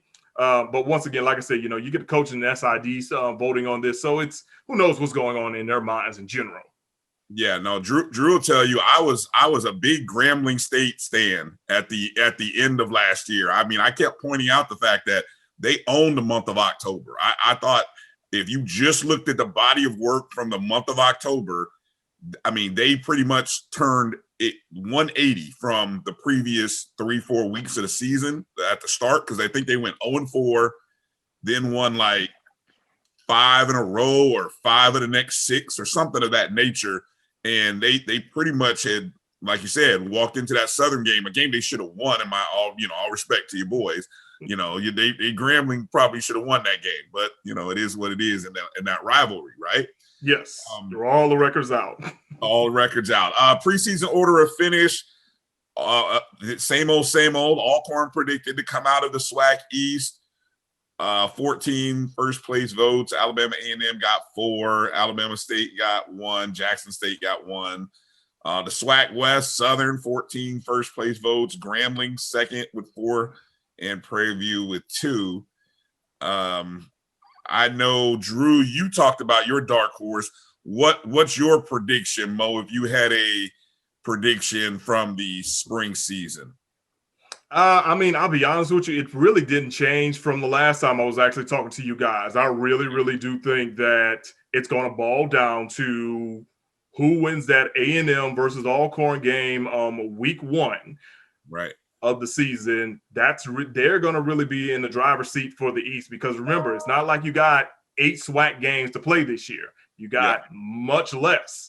And then on the West side, I really think it'll be the driving force between Southern and Grambling most likely. I mean, I really think that Southern probably returns more players overall who have had that championship game experience, but also Southern's running into a situation. They are going to have a new offensive coordinator this year after Coach Chennis Berry left to go be a head coach in the SIAC. So we'll have to see how that affects, Ladarius Skelton and the various other players on the Southern University offense. But of course, the dark horse I really still think is my former coach, Coach Eric Dooley and Prairie View. I really think Prairie View has the materials to grind their way through the SWAC West Division. And just like the A&M Alcorn game is the first week, if I'm not mistaken, I want to say that Prairie View and Grambling are playing the first week as well. So once again, on the West side, you're in a situation where somebody is going to have a leg up in that scenario.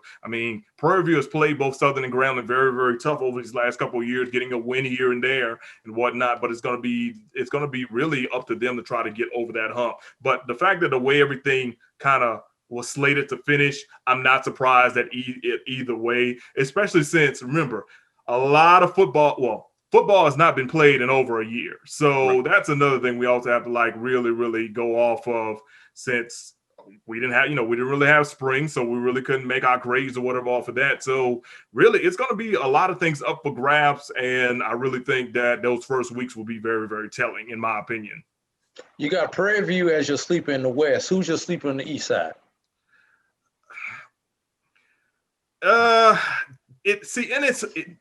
It's hard for me to be like, okay, should I say Jackson or whatever and stuff? I mean, I'll be honest with you. If Jackson State would actually make some moves within the East or whatever, it wouldn't surprise me. But at the same time, too, there's so many unknowns or whatever. Yeah, we know it's Deion Sanders, but like there's still a whole lot of unknowns. Like, who's going to be the quarterback? Remember, they had multiple quarterbacks playing last year, and then Sanders brings his son over and stuff too. So, I mean, there's a whole lot of things. Now, Alabama State, I think, probably would be a sleeper when you look at their, when you look at their body of work. But you and I have talked about this before, AD. That schedule is brutal. Like, that makes no sense for what Alabama State's got to go through this upcoming year, especially when they start against Southern in Montgomery on that. So, yeah, I would probably say maybe Alabama State would probably be the sleeper. But at the end of the day, I still think in the East, you're really still looking at teams trying to catch either Alcorn or A&M. Just for the record, my two sleepers, I've got Jackson State in the East, and I've got UAPB in the West. Okay. I got you. See, here's the thing with UAPB. Once again, new coaching staff, new this, new that. So because of all that happening, it's kind of like there's so many unknowns. But is it a completely new staff, given that the coach was a part of the previous staff? I mean, how there's familiarity already with what you got, right? That is true. That is true. You do raise a good point about that one, Bryan. Yeah, and when I look at UAPB, the last 2 years, they've gotten off to a good start and then have tailed off from the halfway point of the season to the end. Well, you get off to a good start this year, you only got 6 games to play. Exactly. That gives them a fighting chance. That's why I'm looking at UAPB as a sleeper. Okay. No, I mean, we just got to see what's going on with the Golden Lions in general. Are you hungry for authentic Caribbean food like jerk chicken, oxtail, red snapper, shrimp, tofu, and rasta pasta? Well, find your way over to Mango's Caribbean Restaurant, 180 Auburn Avenue, right next to Royal Peacock in downtown Atlanta. Them belly full, but we hungry. Mango's Caribbean Restaurant, open daily from 11 a.m. to 10 p.m. And on Friday and Saturday, we're open till 4 a.m. Come to Mango's and put some spice in your life. So we've got a good thing going. Mango's Caribbean Restaurant, 180 Auburn Avenue, right next to Royal Peacock in downtown Atlanta. For more info or directions, call 404-698-3992 or log on to mangoscaribbeanrestaurant.com. For instant coupons, text MANGOS to 313131. Tell your mama hungry, papa hungry, brother hungry. Mango's Caribbean Restaurant, authentic Caribbean cuisines. Open up the door, tell your mama hungry. Q Time is our classic Atlanta soul food restaurant located in the historic West End. Q Time Soul Food is a family business started by Fred and Christine Crenshaw. Come on in, relax, and sink your chops into our tantalizing, mouth-watering, distinctive soul food with a twist, the Q Time way. 1120 Ralph David Abernathy Boulevard, or call your order in at 404-758-2881. Do you miss your mama's cooking? Then come on down to Q Time, an Urban Passport member.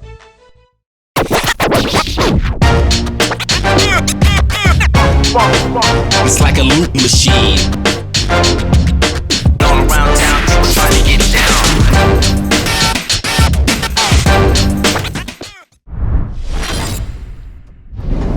Yeah. Let's transition over to basketball for a moment, because obviously with everything going on with SWAC or with scheduling and this all of the COVID postponements and things of that nature, Alabama A&M, it's an interesting time right now for the men's basketball program, unbeaten 3-0, but again, 3 games. I mean, they've like every time they get ready to play some games, there's something that is causing games to be postponed or canceled. And then they have their own issues, which took them away from the game for a couple of weeks. Then you got the women who are just now dealing, they're 2-1 in the conference, 4-2 overall. Then they get hit with some issues. Let's start with the women first, Mo. What can you tell us about what's going on with the women's program who, I guess the announcement came out last week, midweek, that they were postponing games. Where are we at now? All right. So, as coming into the season, Coach Margaret Richards and company, was probably, let's go back last year. They ended their season with some great wins over some of the SWAC's top contenders. And I really felt that A&M squad was carrying a lot of momentum going into the SWAC basketball tournament. Unfortunately, COVID knocked everything out the way or whatever, and they lost the season from there. Now, coming into this year, basically, they had only lost one senior. So you had the core nucleus coming back, we got with young ladies like Dariana Lewis, Nigeria Jones, and Deshauna Harper. That core nucleus was definitely coming back, and they were looking really, really good early on. But then Coach Richards kind of ran into, of course, COVID situation. And then she had a few opt-outs as well. Some young ladies just decided that, their health or whatever when it comes to playing in this pandemic was just, not something they wanted to really, really put at risk. So she had a few opt-outs, and then she had like an injury or two to where they actually started SWAC playing like 7 players overall. I think they're up now to 8 or 9 active players. But yeah, like when they first began SWAC play, it was rough. And of course, they played Jackson State like one of the first games. And when you're trying to play, basically the team that is picked to win the SWAC women's division with like 7 or 6 active players, that's definitely not going to do it for you and whatnot. So, but yeah, after that, they were able to kind of get on a roll. But then unfortunately last week, it was interesting. So they picked up 2 wins, Mississippi Valley and Arkansas Pine Bluff. But on that trip, Coach Margaret Richards did not go with the team because Alabama A&M's men had been in quarantine or whatever. And apparently due to contact tracing, Coach Richards had come in contact either with Coach Howard or one of the other assistants. So she chose not to go ahead and go on the trip and whatnot from there. So, but they did pick up 2 victories, which were really, really important road wins. As they were getting ready for their arch rival Alabama State, we got word, Friday morning that they had to pause activities due to a positive COVID test. And I already knew basketball was tricky because think about it. You got 12, 13 active players in general. If you add coaches and managers, that's like 20 at a max or whatever. So that's a really, really small group when you really think about if you had like a football team, baseball team, et cetera. So when basically you get one positive test, the contact tracing among a whole team almost wipes out everybody for a quarantine situation. And I'm pretty sure that's probably what happened. We didn't get full details. We just know there was one positive test for A&M, and that's what caused the women to postpone their game against Alabama State. We actually talked to Coach Richards usually on Wednesdays or Thursdays. So I'll find out how things are going, and I'll also see if they'll be able to actually, play their upcoming games against Alcorn State and against Southern, which are coming up this weekend in general. But man, COVID's crazy. It really, really is. Now, Mo. What's up? And we're looking at both of the Alabama teams, Alabama State and Alabama A&M. Alabama A&M men only gotten 3 games in. Alabama don't forget, they didn't play any non-conference games. I'm getting to that. Okay. Alabama A&M women, only 6 games in. Alabama State, men and women, only 3 games in thus far. All of these are related to COVID one way or another, be it to administration decided not to play non-conference games or COVID contact trace situations. NCAA says you've got to get a minimum of 13 games in. Correct. In order to qualify for the postseason. 3 of the 4 teams that I've mentioned are off to good starts, and realistically, if they continue on their trend, could be the conference representatives, but may not get the minimum number of games in with everything that's going on.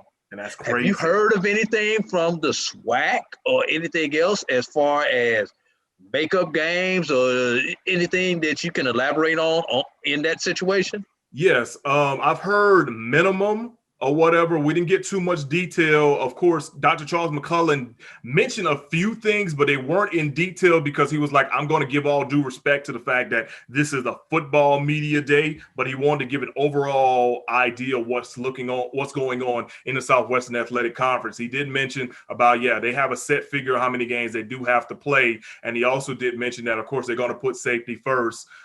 In general. Now, I know they did talk about the big change for basketball is that it's going to be a bubble type atmosphere for the SWAC basketball tournament. So everybody will go to Birmingham literally at the same time and be in a quarantine type state. And then your winner will go to Indianapolis and, do basically the same thing. So I do know that. Now, he also did mention there's backup plan after backup plan after backup plan. And he said when it comes to, when he sees fit to actually unveil those to the natural public, then they'll know what's up. But he also did say this.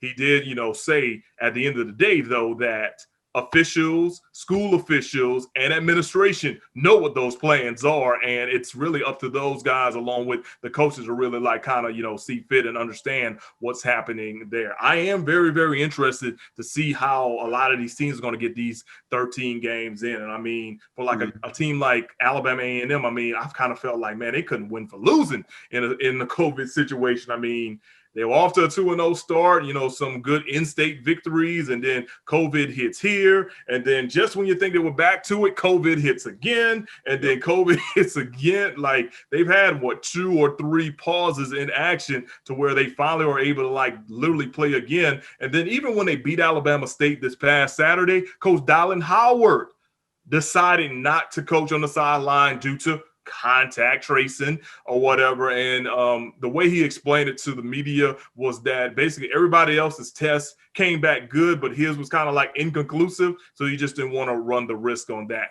But I'm very, very interested to see what are going to be these other plans. I wouldn't be surprised if maybe in those last 2 weeks of the season, you try to maybe make up some if you need to get certain teams to that whatever. And then I think by doing that, you kind of give more teams more time to prepare for that bubble atmosphere per se. But those are just guesses that I really, really think. I'm pretty sure we'll find that out in the upcoming weeks in general. And who knows, they may actually cut the amount of teams that actually go to Birmingham too. That could be an idea as well if you want to cut down on everything, since you're taking away that playing on campus first round action now. Yeah, and just for on the west side, I believe Texas Southern and Prairie View are in similar situations also with less than 10 games. Where I think Texas Southern only has 2 or 3 in, both men and women right now, and Prairie View is down with about maybe 5 or 6 games in, if I remember correctly. All right, for Texas Southern's men, they have 9 overall games played, but they've only played 2 conference games. For, let's see, can I find the women? Do I have the women? Here's the women. For Texas Southern's women, they've only played 5 games overall. Yeah. 3 of those 5 have been in conference play. Yeah. So, that's definitely the least out of what I've seen. Next to Alabama State, but don't forget, Alabama State didn't play any non-conference games. So, that was in a different situation. And I guess I could say I can kind of applaud Alabama State for really looking into it. Being here in the state of Alabama, of course, I see the COVID numbers all the time. Montgomery was a COVID hot spot. Birmingham was really, really hot, but Montgomery was really, really hot, to where I know that their mayor, Stephen Reed, basically almost had to put the city on lockdown at one point when the numbers got soared really, really bad, especially during the summer. Of course, they dwindled a little bit, but at the same time, they're trying to take every single precaution that you think about. And remember, Montgomery is the state of Alabama's capital city, so the governor also had some, some doing to get into that as well. Talking a little bit about that women, while we were mentioning the women there, and obviously Alabama A&M is sitting right in the thick of this bunch of teams, but you got between when you look at preseason selections for the women in the conference, you got Alabama State preseason 6th, currently in first place. Mm-hmm. Grambling State preseason 7th, They are 2-1 and just won a game. I mean, as we're recording this on a Monday night, young lady from out of Birmingham, Alabama, Cameron London, hits a 3-pointer with 2 seconds left to give Grambling a 65-64 win over Prairie View. So that moves Grambling up 3-1. They were preseason 7th. Alcorn, preseason 9th, is 3-1 in the conference. And it's like all these, teams that were selected middle, bottom half are all now challenging Jackson State. And, so I mean, it's interesting to see how this is going to shake out over the next couple of weeks. That's why it's like, I really hope these games are played. And so it's like, we're really hoping that some announcements come out about some possible options and scenarios about how they're going to get these games in. No, I totally agree with you, Brian. I really, really do hope that they are able to get this, situated moving forward. I mean, I have all the belief in Dr. Charles McClellan that they have like the game plans and whatnot. And another thing he talked about too during football media days in reference to all SWAC sports is that with them being in Birmingham, they have great access to UAB's medical officials. And I mean, basically UAB has basically been like the go-to medical folks when it comes to COVID in this state and really across this region. So he's had those conversations with those individuals multiple times as far as trying to just figure out what they need to do moving forward. But yeah, I'm with you. I do wish we could get a little bit more insight of what's going to happen and what's going to go on, because unfortunately I foresee more pauses and I really foresee more games either being lost or postponed to where you're going to get to a point and just wonder what the heck are we going to do or whatever. Or are we going to even be able to play certain games? Or are we even going to be able to get a certain amount of games out the way? One thing I will say, I do wish the SWAC would have kind of followed the model that like the ASUN did and also what Conference USA did, where basically if a team traveled to, somewhere, they played that team on back like one night and then the next day. The Big South and the BAC have also done that. Okay. Yeah, I'm saying I'm familiar with it because North Alabama, right down the road from me, they've done that with the ASUN. And I mean, so I basically have seen teams play, UNA play a team on Friday and turn around and play on Saturday and vice versa. And then they even keep it down. Basically, what they really were doing was, okay, you have those same matchups of both the men's and the women. So if the men are at home, the women are on the road and vice versa. With that. So I kind of wish they would have really, really done that. But then again, I just don't know what expenses would have looked like for SWAC basketball to do that, but I really did wish they could have thought about something of that nature. Who knows? That might be something they do in the future. In my opinion, it should have been cheaper because instead of your typical Saturday, Monday swing like you normally do, which means depending on where you're going, you leave a campus on Friday, which means you're doing hotel Friday night, Saturday, Sunday, and Monday before you return back to campus. Correct. Which is 4 days worth of meals and all that. You cut it down to leaving Friday, staying over Saturday, coming back Sunday after the game. You cut 4 days down to 2 days, so your expenses in theory should go down. That's true. But I also do wonder this: would they have to push the season up? Possibly, because I know that North Alabama, they had to basically start their conference play mid to late December because of something of that nature. Yeah, well, it would depend on how many games you're trying to get in, because like the BAC is basically just playing weekends only. Okay. Where the Big South, and because I follow Hampton, they may play this week. You may play Tuesday, Wednesday, come back, play Saturday, Sunday. Then you come back the next week, play Thursday, Friday. It kind of varies with them till they get their sets of games in. So I guess it just depends on the teams and how many games they're trying to get in. I see what you're saying. Yeah, so it's a varying days with the schedule is basically what you're saying. Yeah, but BAC is pretty much strictly weekends though. The way that they're doing it. Yeah. Let me ask you Mo about a couple of other teams there in the state. Mm-hmm. Oakwood, who is also there in your backyard, looks like they've started and stopped, or they still continuing to play. Last time we got anything on Oakwood, we got something that they weren't going to put, they were stopping and weren't playing. We haven't got anything to say that they are going to continue to play as of yet. Actually, I'm glad you mentioned that. I'll go ahead and email somebody to see what the heck's going on with that in general. Okay. Biles. Men decide not to play. Women have played 4 games. What do you think?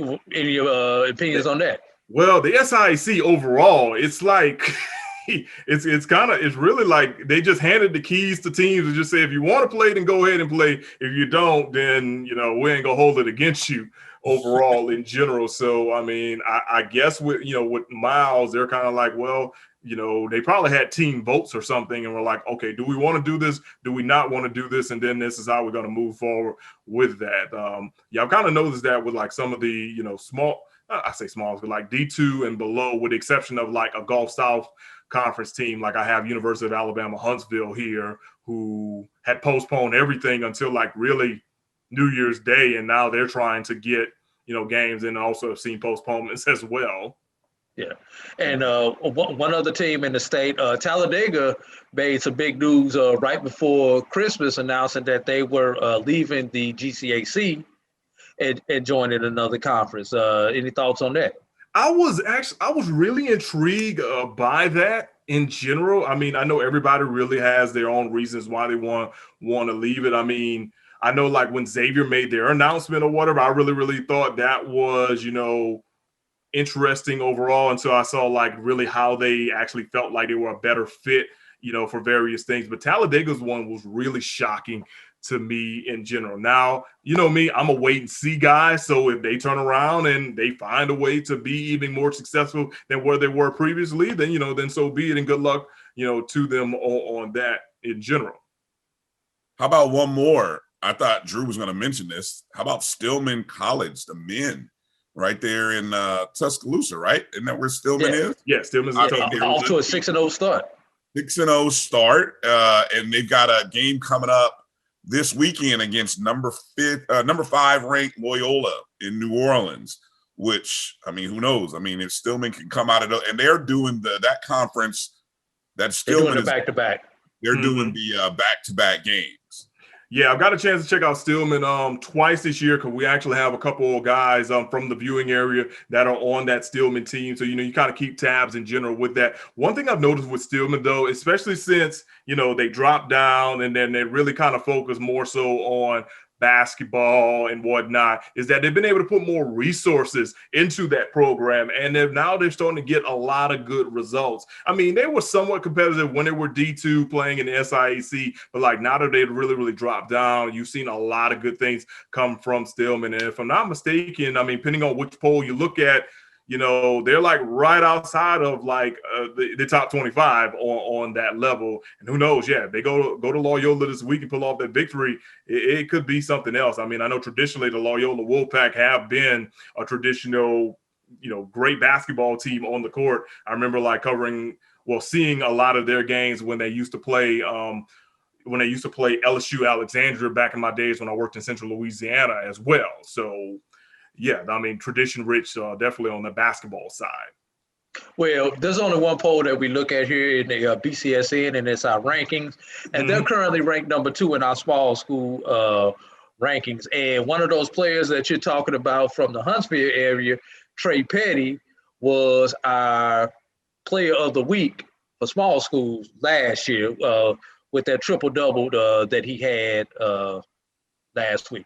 And if I'm not mistaken, Trey Petty ended up getting like a National Player of the Week. National Player of the Week and Conference Player of the Week. Yeah, man, Trey Petty, BCSN Player of the Week. Yeah, I didn't get a chance to see Trey play in general when he was here in Huntsville. Like, I literally took the job in the spring at WZDX, and basketball season had just wrapped up. But I was able to see him win the Player of the Year award at the banquet, and which was actually really interesting because a lot of people don't know, but Trey Petty and John Petty, who plays at the University of Alabama, are actually first cousins. I mean, Petty and Petty, you would think so, but yeah, they're actually first cousins and whatnot. And it was interesting because Trey won State Player of the Year, John won Player of the Year, and also the Mr. Basketball Award. And Trey was supposed to go to West Alabama, but I don't know exactly what happened with that. But I'm glad to see he's still doing well in general. But really, really, really humble kid, always known to be work hard, and he's the ultimate team player as well, unless he's told, hey, you need to take over a game. Yeah.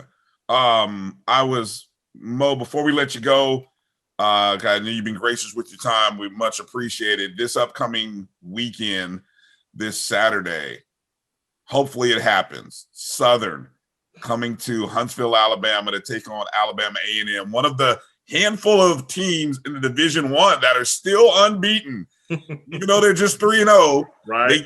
They get to be on that. I think it was on that somebody's maybe they want an SVP graphic. Yes. They get to be one of the 6 or 7 left that have a shot at being unbeaten. And what I was going to say is I went to go look to see whether Southern had won that game against Mississippi Valley State. So I mean that just I go and check the little stats thing. I don't know if you guys go to the if you go to the SWAC page and you click on the box score stuff. So I click on the little stats thing, and it says 102-61, and I had to do a triple take because it's got the 102 next to Mississippi Valley State, and I had to zoom in close and make sure. I was like, that's got to be a misprint. I don't know. Because I look in one area and it's a misprint, but then in another area it shows that Southern won that game. So somebody had 102, somebody had 61. I would be shocked, Mo. All right, let me Southern. Yeah. Mo, you got to check this out right now. Give us the update. Give us the real. Let's do this at Southern Youth Sports on Twitter. Yes, exactly. Because I refuse to believe that Southern got beat by the 357th rated team in Division I basketball. Here we go. Final from the mini dome. At Jaguar Hoops defeats at Mississippi Valley Delta Sports 102-61. Ooh, okay. All right. There's Sam Kello-Sealy leading the Jags with 18 points and 7 rebounds. That's the big fella. I told you, keep an eye on the big fella. Watch out. I mean, okay, so that sets it up then. So where I was going to go with my question, a showdown for first place in the SWAC. That should be the game of the week. On the men's side, Mo, before we let you out of here, break that game down and make a prediction, and we're gonna blast it everywhere. And so if you go with your home team, which you very well may, everyone's gonna see it. So paycheck a degree. Oh man, how many times I've heard that paycheck a degree statement.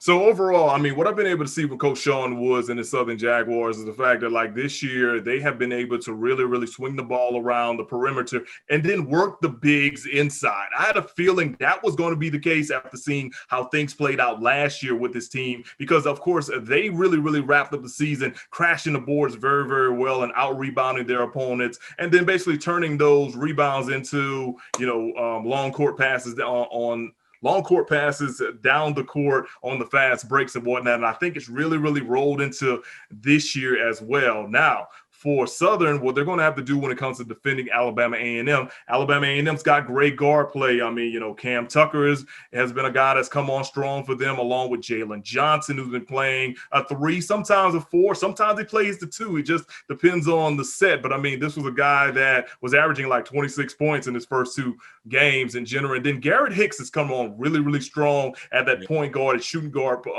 position as well. As a matter of fact, Southern had, I think, 3 guards this past, not Southern, A&M had 3 guards this past week who were in double figures. So it's really going to be the outside shooting of Southern against really the bulkiness of the outside shooting of A&M against that bulkiness inside for Southern in general. Now, one thing Coach Dylan Howard's teams have kind of struggled with in the past have been in the paint. The struggles they have in the paint have been something he has basically noted multiple times. But then you get a guy like Brandon Houston or whatever, who's definitely coming along. And I mean, he had some great stats rebound wise. So he could possibly be an X factor in it. So, but I'm going to go ahead right now and give the upper edge to Coach Sean Woods and Southern or whatever, just because of what I just see on paper. And also too, I hate to say this, but due to COVID, because they played more games or whatever, they've got more on-court experience. I kind of got to give that upper edge in general because A&M, yes, I know they are undefeated, but they spent a lot of time off of the court. Now, Coach Dylan Howard did tell us that they did a lot of Zooms and whatnot, but also you got to think about this. That's what they also did during the offseason, a lot of Zooms and a lot of Zooms and a lot of Zooms. So because you don't have that on-court experience per se, I think that'll kind of not work in their favor, but then who knows? I mean, maybe they are going to be very, very well refreshed. I mean, that's what they were able to do against Alabama State on this past Saturday. But yeah, let's probably give the upper hand to Coach Sean Woods and company. But at the same time, if A&M would pull off the victory, I would not be surprised. I'm sure Coach Dylan Howard is going to give us in our media interviews with him later in the week. If you want to, be the man, you got to beat the man type thing. I got a good feeling he's going to throw that one at us. Yeah, that's a great analysis and a handicap on that, Mo, because A&M they shot in terms of shooting, that was a horrible shooting night for them and Alabama State. And like you said, Alabama A&M hadn't played a game in a month, probably hadn't practiced in about a week or two, maybe. Yeah. And what you have to worry about, hit the practice courts a couple of times in between, maybe a time or two in between the pause, and then they had to repause it again. Yeah. And what you have to worry about is timing and conditioning coming back into this game, because those lungs are gonna burn when they get out there on the court. A&M doesn't have any games this week, so it's like they played that game on Saturday, and they really have the whole week. So if you can get your conditioning in and they can have 4 to 5 days of practice this week, there's a chance that they may return back to that team that we saw in the first 2 games before everything started getting canceled, postponed, and shut down on them. That is true. Yeah, usually when they play Alabama, the week they always play Alabama State is always just a one-off for them.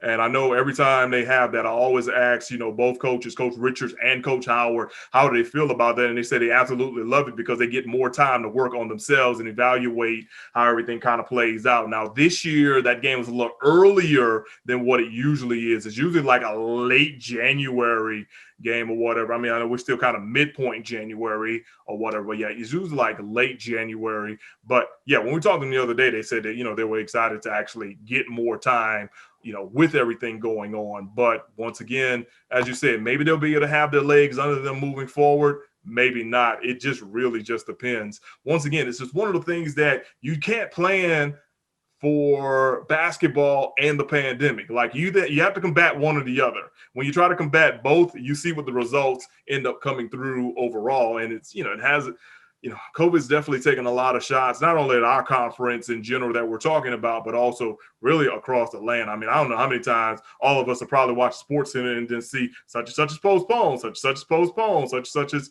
postponed. So it's literally a situation where everybody really has to find a way to take it day by day. So who knows? If Coach Howard and them are very, very rested, then it could be a different situation. But I also will just say, because Southern has played more games and really has that chemistry going, is why you can also kind of give them another upper hand and the upper edge and stuff. And I mean, just doesn't work in basketball. Heck, look what Alabama just did to Ohio State in the national championship game. And I guarantee you, Alabama had a lot of great players, but I guarantee you that rugged schedule that Nick Saban put his team through compared to Ohio State only playing those 6 games, you can't tell me that didn't play a major part in that either. Right. All right. Drew, you got anything you wanna wrap up with? I was gonna say Saturday may not be the game Alabama A&M needs to worry about. It's gonna be Monday against Alcorn, because after playing Saturday and being off for a month, will their bodies recover and then you still be able to play on Monday because they're not used to that play, recover, that every other day grind that you get into as you get into the college basketball season. That's going to be more of a telling game. I mean, I'm looking at A&M schedule right now. So they beat Samford on November the 29th. Their next game that they had, because there was contact tracing or whatever, was against South Alabama. That wasn't until December the 19th. So that's almost 20-something days in between. And then you look at from December the 19th all the way until January the 16th. So, yeah, roughly they've had about 20-plus days between games. Yes. So, no, what you're saying, AD, is probably hitting it on the nail. That's a great analysis. Great analysis on that one right there. Yeah, so I may have to look to play Alcorn State on that day. Play the money line on the Braves. Yeah, that's a good one. All right, Mo. Hey man, we appreciate your time. Thanks for joining us. Let people know how they can find you. Where get the plugs.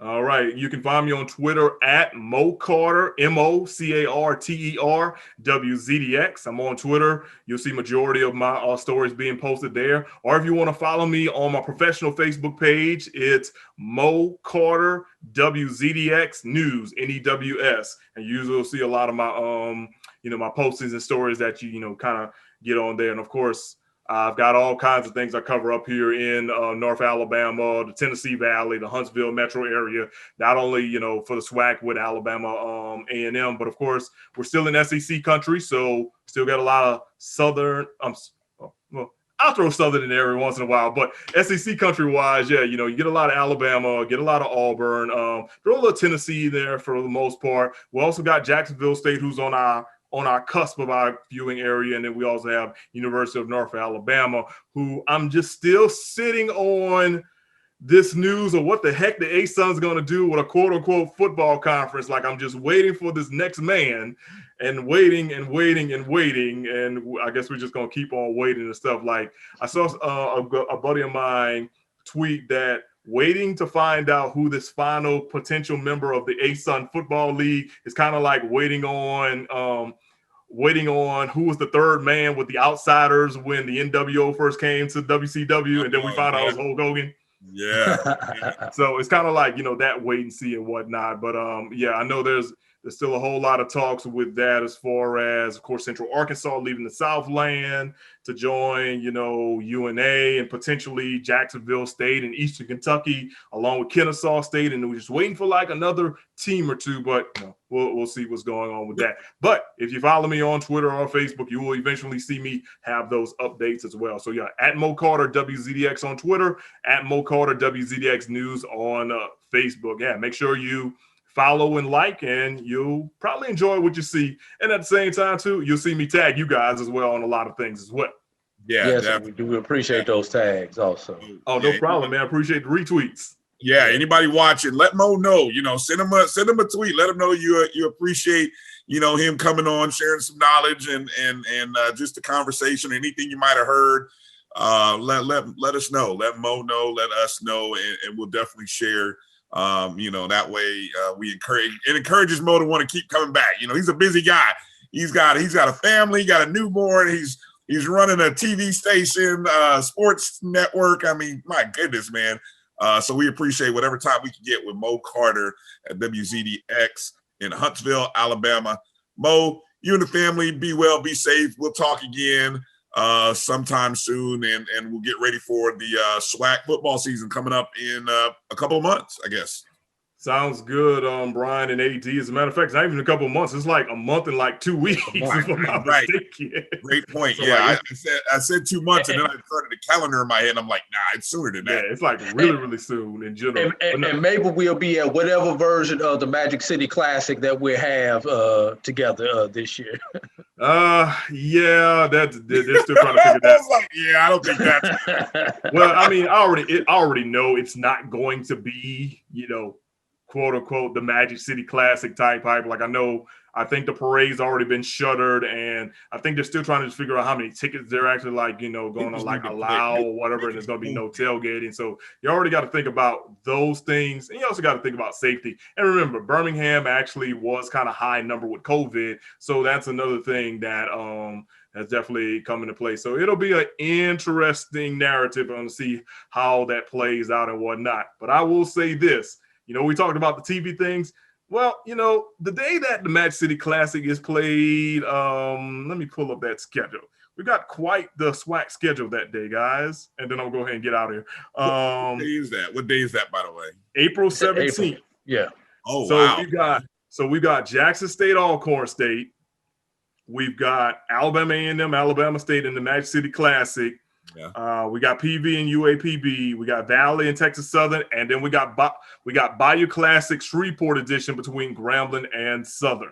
So that's going to be a very interesting initiative to see how TV could play out with that in general. Of course, we're still waiting for that TV schedule or whatever, but will these schools or will the organizations be willing to stagger their times?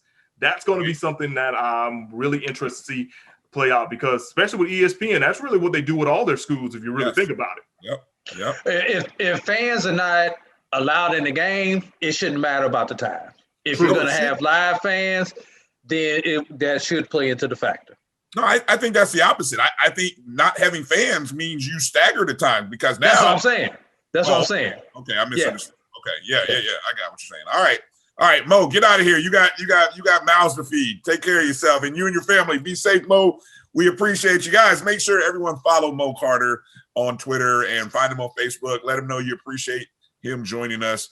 And we'll be back. Bryan, A.D., Mo Carter, we are out.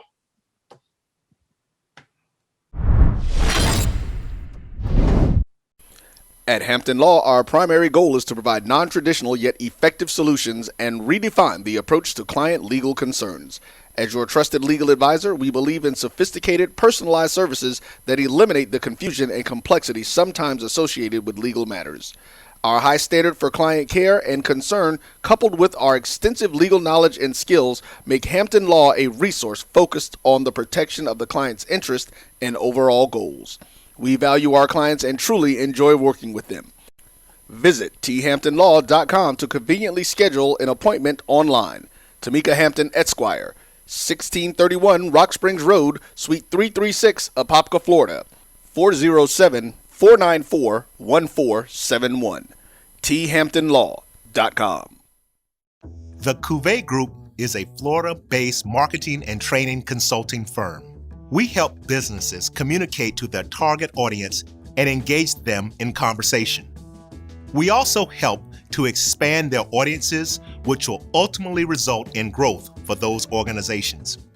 In addition to being a certified constant contact specialist, my colleagues and I are also certified in John Maxwell Leadership Principles. We use these proven principles to conduct workshops, training, and private coaching sessions for individuals and companies looking to take things to the next level. Contact us to schedule a free consultation. Issues today, don't delay, call Cuvée. This is Bryan Fulford. A.D. Drew and I are co-hosts of the BCSN SportsWrap. We talk about all things related to HBCU athletics. From the games, teams, coaches, and fan interest stories, we cover it all. You can find our shows on Facebook at BCSN SportsWrap, YouTube at MyJBN Online, and everywhere you listen to podcasts like Anchor, Spotify, Google, and Apple Podcasts. You can also find the show on the Jericho Broadcast Network's app. Make sure to download. We look forward to you joining the conversation and being a part of the show.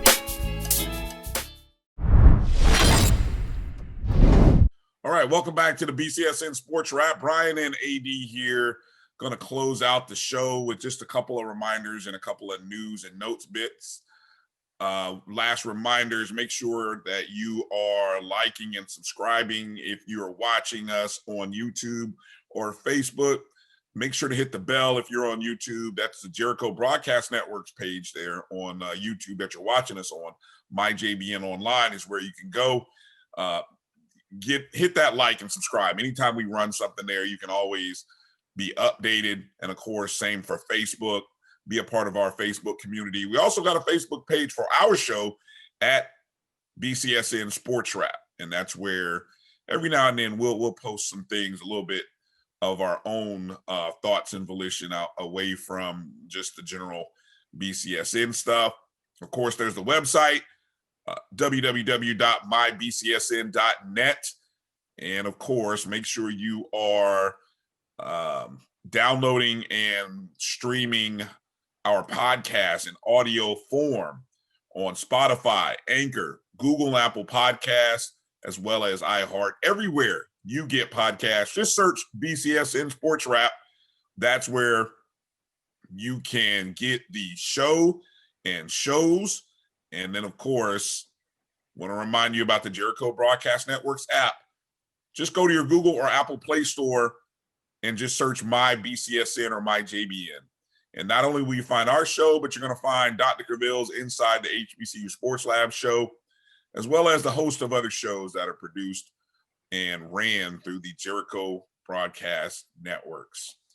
All right, Drew, just going to wrap it up here in this podcast with some news and notes, some tidbit things that we've come across over the last 24, 48 hours. And on this Monday, January 18th, the day that we're actually recording this episode, the Statesville Record and Landmark drops a nugget regarding North Carolina A&T running back Jermaine Martin, who says he will return for his senior football season at A&T. He posted on his Twitter feed, says, yeah, he back. Got some unfinished business to handle, and a bunch of strange emojis all over the place. Hashtag Big 30, hashtag Fly High Twain, hash with a broken heart emoji. I think that's somebody who lost, maybe. And then hashtag Aggie Pride. He says, I want to start by saying thank you, God, for allowing me to even be here today. I want to thank Aggie Nation for all the support. I came here 3 years ago, and it's been nothing but love when I was down and at my lowest. North Carolina A&T gave me my only second chance, and I can't express how grateful I really am. After talking with my family, friends, and coaches, I've made my decision that, with that being said, I will be returning for the spring season, and yeah, I'm angry. What do you think he's implying there? Yeah, I'm angry. What am I missing there, Drew? Maybe he didn't feel he didn't get the accolades that he was deserving in the conference and on a national level. Okay. Well, it's funny with him deciding to opt in. And then, for a running back, it's always curious. It's always interesting. Martin, who was a first-team All-American on Box to Row, a second-team FCS All-American by the Associated Press and FC Stats, ran for 1,400-plus yards and 23 touchdowns last year. He's coming back while his teammate, Mac McCain, who was a three-time All-MEAC defensive back, is entering the draft. And so, A&T basically playing a 4-game regular season and then the MEAC championship game, and then possibly going into the playoffs. If A&T wins that, they would actually qualify for the 16-field FCS playoffs that'll start on April 24th. So it'll be interesting to see how this fall shakes up. So good news for Aggie Nation as Jermaine Martin is coming back for another year. All right, Drew, that's my number one. What's your number one? It's first reported by the Howard University Athletic Department and subsequently reported by multiple HBCU media.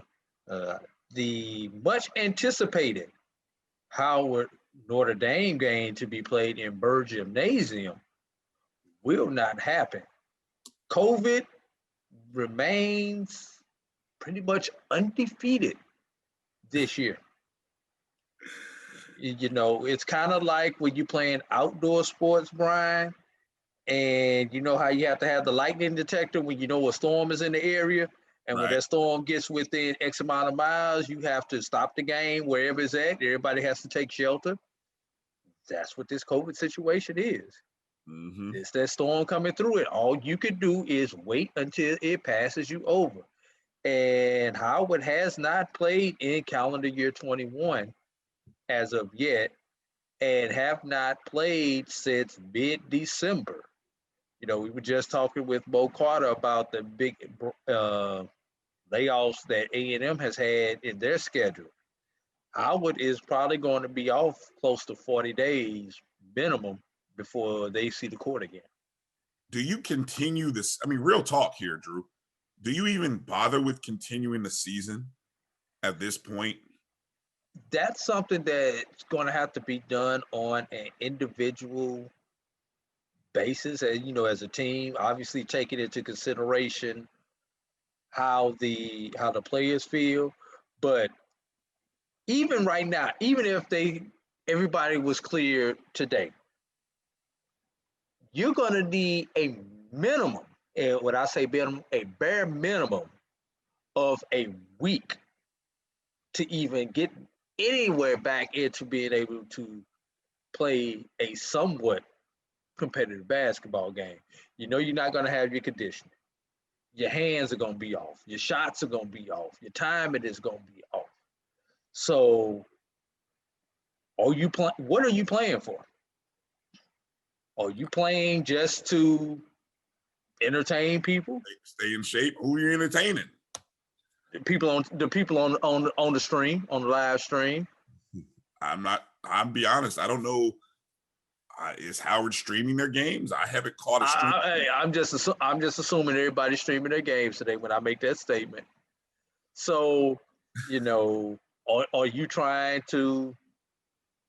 Let's be real. Are you trying to get some more film from McCool Maker? Look, I'm just putting stuff out there. Of course, we had COVID. By one of the reports that I read, we haven't heard. I don't know if he will even play the rest of this year. He may not even choose to play any more games. And let me throw this out, Bryan, as a conversation piece. Do you fire a coach after this season?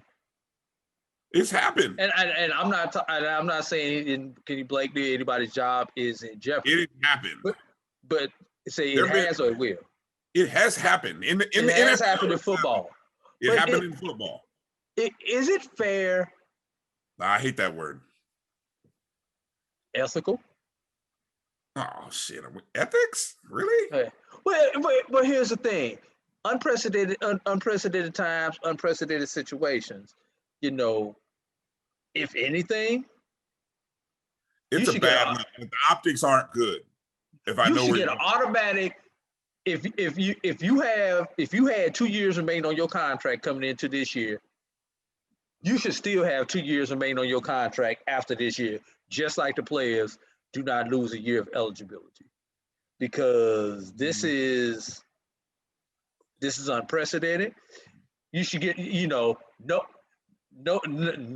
adjustment in the money. Whatever you was gonna make this year, just add that to the end of give you that same salary for that extra year, because this is a tough year to evaluate anybody.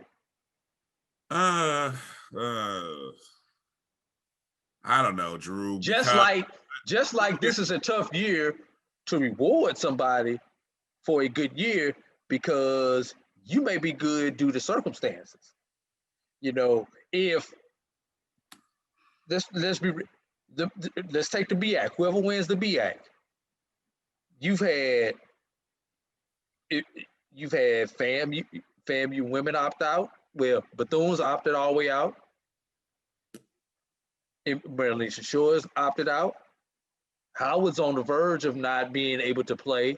So somebody's going to win. Not saying those teams are going to be there or not, but somebody's going to win the BAC. Did you win it by default? Because 3 teams may not be there to compete against you.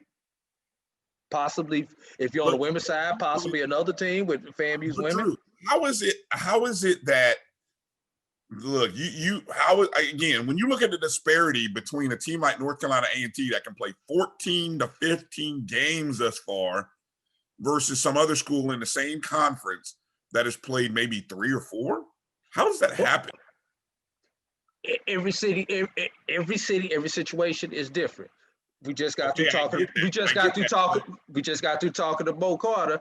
Yes. Montgomery for the SWAC, where Alabama State is located, was the hottest city in the state of Alabama. Okay, which is why they opted not to play. This is where leadership comes in. How come someone at the MEAC conference level? I don't know, Dr. Thomas. I don't know. I'm just, I'm just saying though. How come someone hasn't created a bubble or created a place where you can do a roundup even? I mean, I thought what the GCAC did was genius, doing a roundup for a 3. I mean, as smart as the back-to-back games have been, props to the GCAC for doing the roundup in Talladega and New Orleans. Why isn't anyone else thinking out the box like that? We're talking about the same conference who, after everybody left them, finally realized they need to break it up north and south, right? That's the same conference you're talking about? Yes, same conference. Yes. Okay. I get your point. Okay. So to answer the short question, okay, no, I don't think anyone should get fired, but no, I'm not giving any extra extensions because you're still working. It's not like you're sitting at home eating on Cheetos. You're still coming to work. There's high schools that are still playing games. We can't compare it to high school. No, I'm saying in terms of testing standards. I'm saying the evaluation and recruiting process that goes into planning. That still is an option and is available. You can still go to games if you want to. You could watch mini games online if you want to. And next year is probably as tough as this year was on coaches. Next year is going to be off season, and next year is going to be even tougher. And you need to be planning for that. So there's stuff that is why you need to extend the coaches, because I'm not extending. I'm not doing it. I'm not extending. I paid you for this year. We'll talk about extension another year. I'm sorry. Okay. I'm not just automatically extending contracts. I don't agree with that. But okay. All right. The players get the extra year. Why not the coaches who recruited them? That's the NCAA offering players an extra year. That's not the schools offering them an extra year. That's not a guarantee. We've already talked about that. All right. Not a guarantee. All right. So we just have to kind of see how that one plays out. Moving on. All right. I think we beat that horse to death. My second story. Everything's been all roses and smelling like cinnamon and whatever else, all the other good stuff going on in Jackson State, right? I mean, we were just commenting about Jackson State fatigue just a moment ago. Deion fatigue, Jackson State fatigue.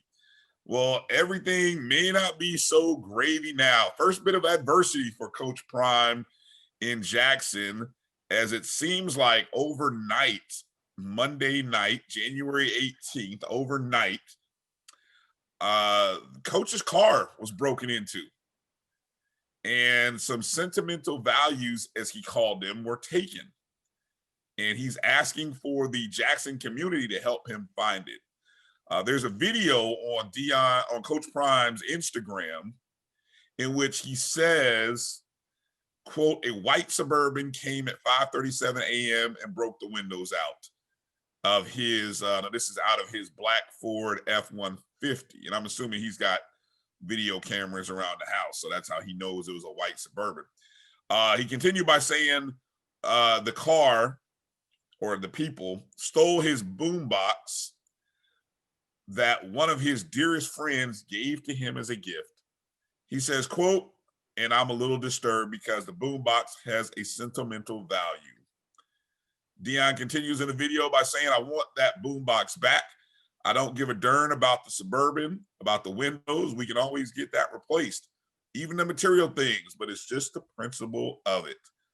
And so what Deion has done is he's asked the streets of Jackson, the community of Jackson, to help him find his beloved boombox. Street committee. Street committee, right. And he is even offering a reward. He finished the video by saying, quote, "I love you, Jackson. I appreciate you. There will be a reward. Please find my boombox. Streets, please find my boombox. God bless you." And that, ladies and gentlemen, is how you handle adversity. Coach Prime, good luck. And hopefully somebody finds that boombox. Somebody knows who has it. All right, so that's my two little tidbits, Drew. What's your second one, and then we'll close up for today. Quietly over the weekend, we've had some of the other Olympic sports get started for our HBCUs. Had some indoor track. Track, okay. Yeah, indoor track. Love a track meet, bro. Okay. Yeah. Love a track meet, especially now you can keep the distance races, but sitting up there watching the sprints, watching the hurdles, some of the field events, and let's be honest, Brian. Every time you see somebody on their pole vault, you just wonder, is this gonna be the one? What, where the pole snaps? Yes. Okay, I was just wondering. I was thinking the same thing I was thinking. I always try to think about my big butt trying not to. Not that we wish a harm on anybody, but right. Not that we want to see that happen, but it is the thought that everyone probably has. Yeah. And when I ran track in high school, yes, I did see that happen a few times. Did you really? Yes. Ooh, how ugly was it?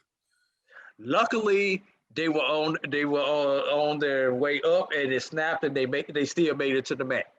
Okay, good. Yes. And I figure most of the times that would happen because of their momentum. Yes. Yeah, it feels like that would happen. I mean, God forbid if you didn't hit the mat. I mean, although I did see one person damn near missed the mat, and that was with the pole not snapping. Wow, that's he released it a little bit too early. He caught just the corner of the mat with his butt before he landed, and then bounced off of it onto the ground or something like that. Yes. Ooh, ouch, man, that is brutal. Yeah. But also women's bowling has gotten started in both the SWAC and the MEAC this past weekend also. So. Yeah, I would love to hear from people out there.